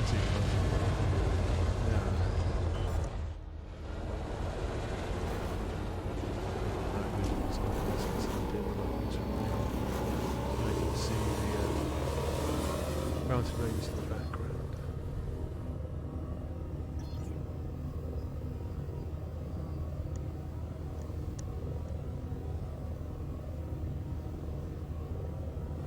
Interesting. Signs of the command.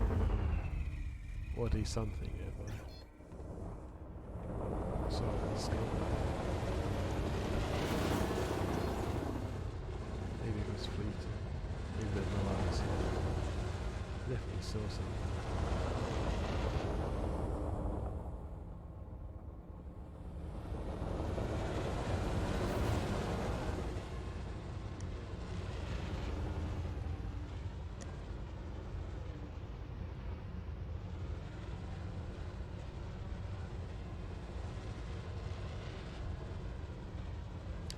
This thing over here. Contours. Just saw something there.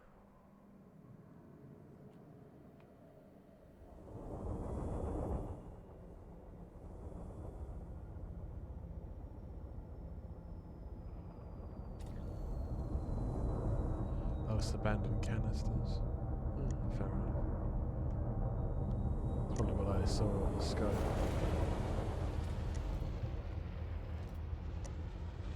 Not really that much interest right now. Still, armed dragon.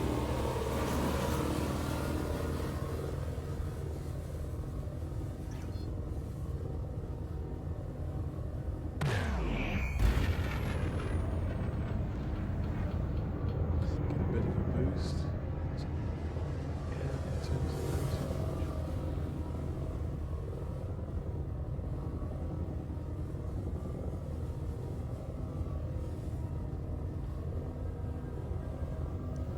What I am going to do actually is go to circles and then go to the light side. Sometimes I've cruised with other commanders in formation pretty much the whole way around the planet, from light to dark and back to light again. It's not the biggest of worlds, much too soon. It can be sort of circumnavigating the ship relatively rapidly. About an SRV, that'll take quite a while though.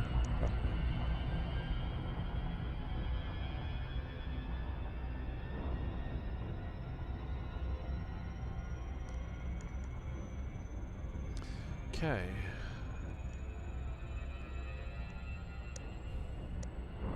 Hello if you've just joined me. Welcome to the Canyon World of Rush.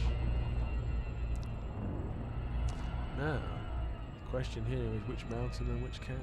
It's usually where the canyons and mountains meet are some of the most beautiful and intriguing places.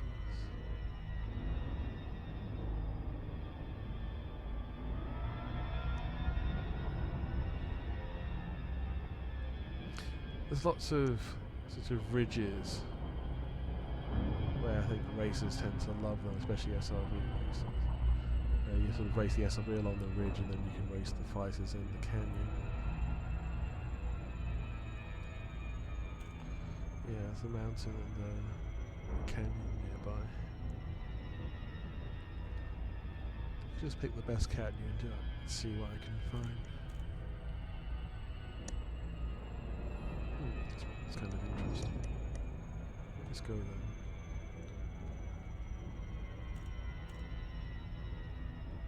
Some of these ice walls are really quite high.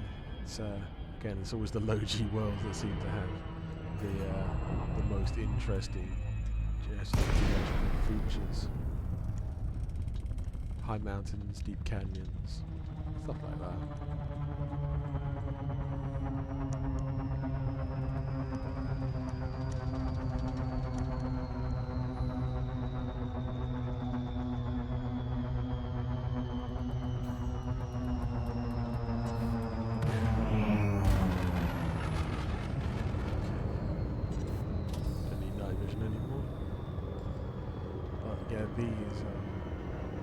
pretty spectacular cannons.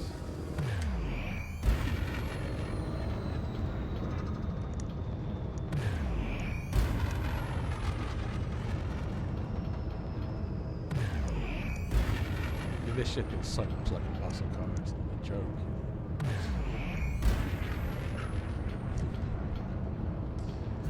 It's one of those things that's a particularly American phenomenon, the muscle car. For whatever reason. It gets Brits who like them as well.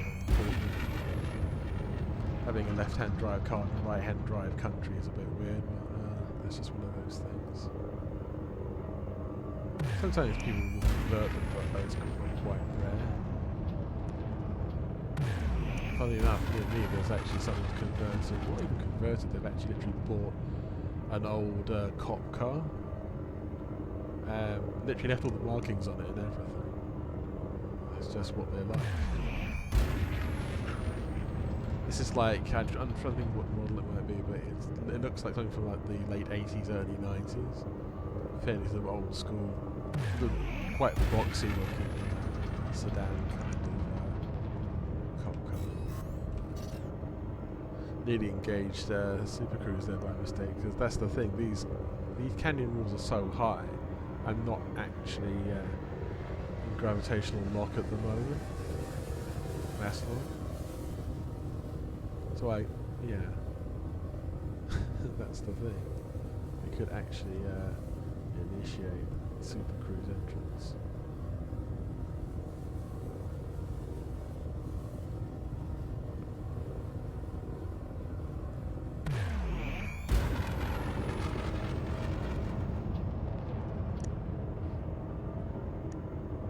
And here we go.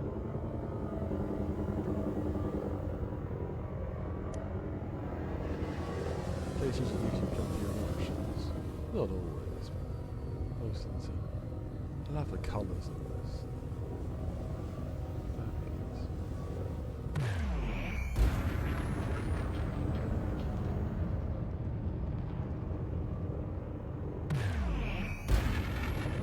True.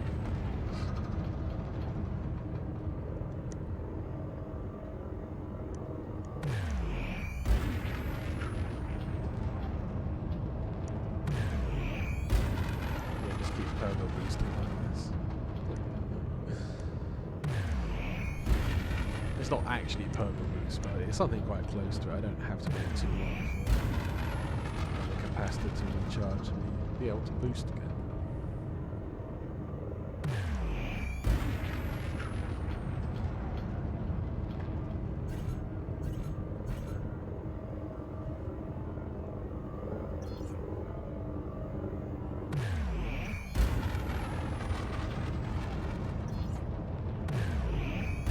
Yeah, it's going in and out of mass lock.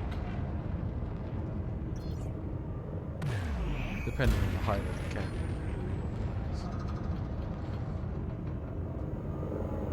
Walls here in places are 5, 6, 7 kilometers.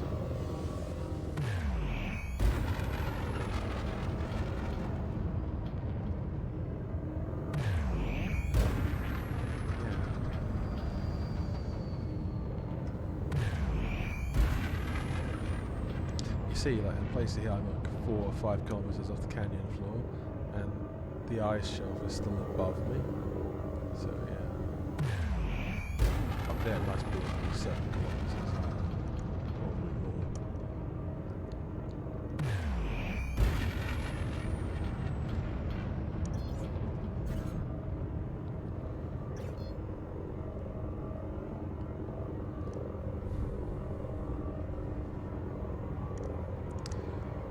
Place of true beauty.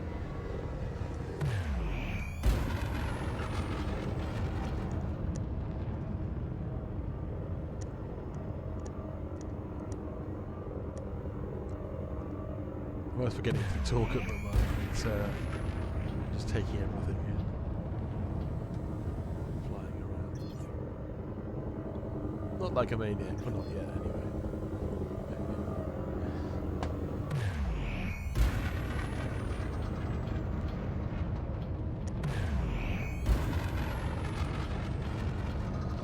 Try flying like a maniac sometimes.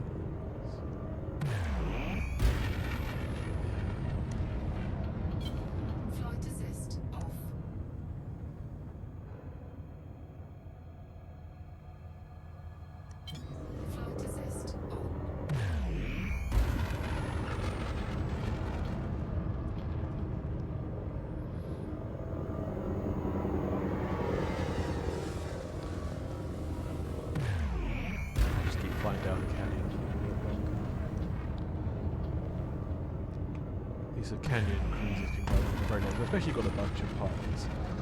It can be so much fun. Sort of like looping against each other, falling back, catching up, boosting ahead, knocking each other sideways by accident. Sometimes deliberately, but it's all good fun.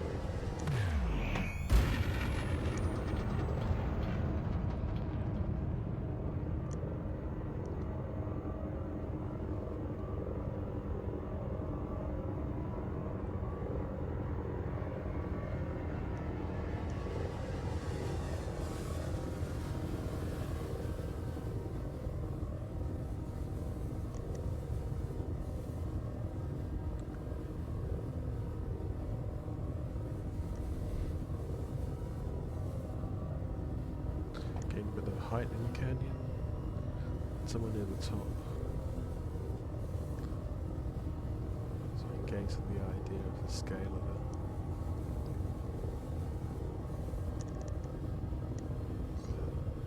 Pardon me.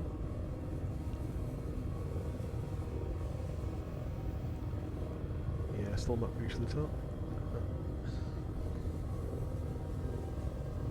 Can't have about now. So it's about 7 or 8 kilometers top to bottom. Nice.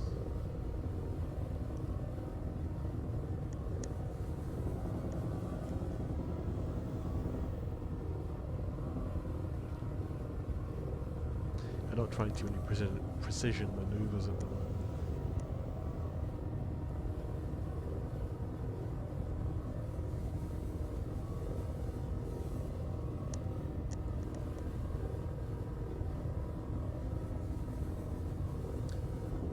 If you do fancy exploration trips in the future, one good one to start off with would be the Apollo 15 expedition that's coming up in July.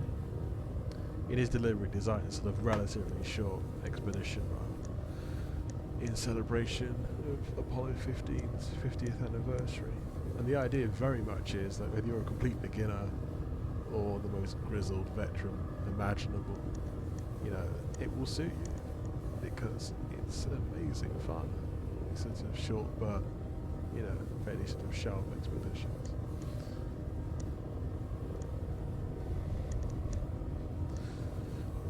A lot of people certainly felt that way about Apollo 11, which is pretty much the same thing, just a couple of years ago for the Apollo 11 anniversary.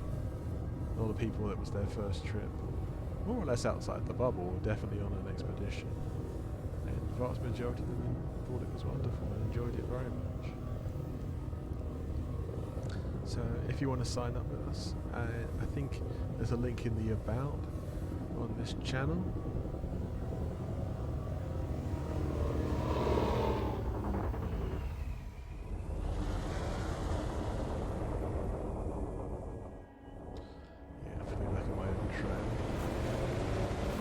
Very literally, the red trail I have in this fight.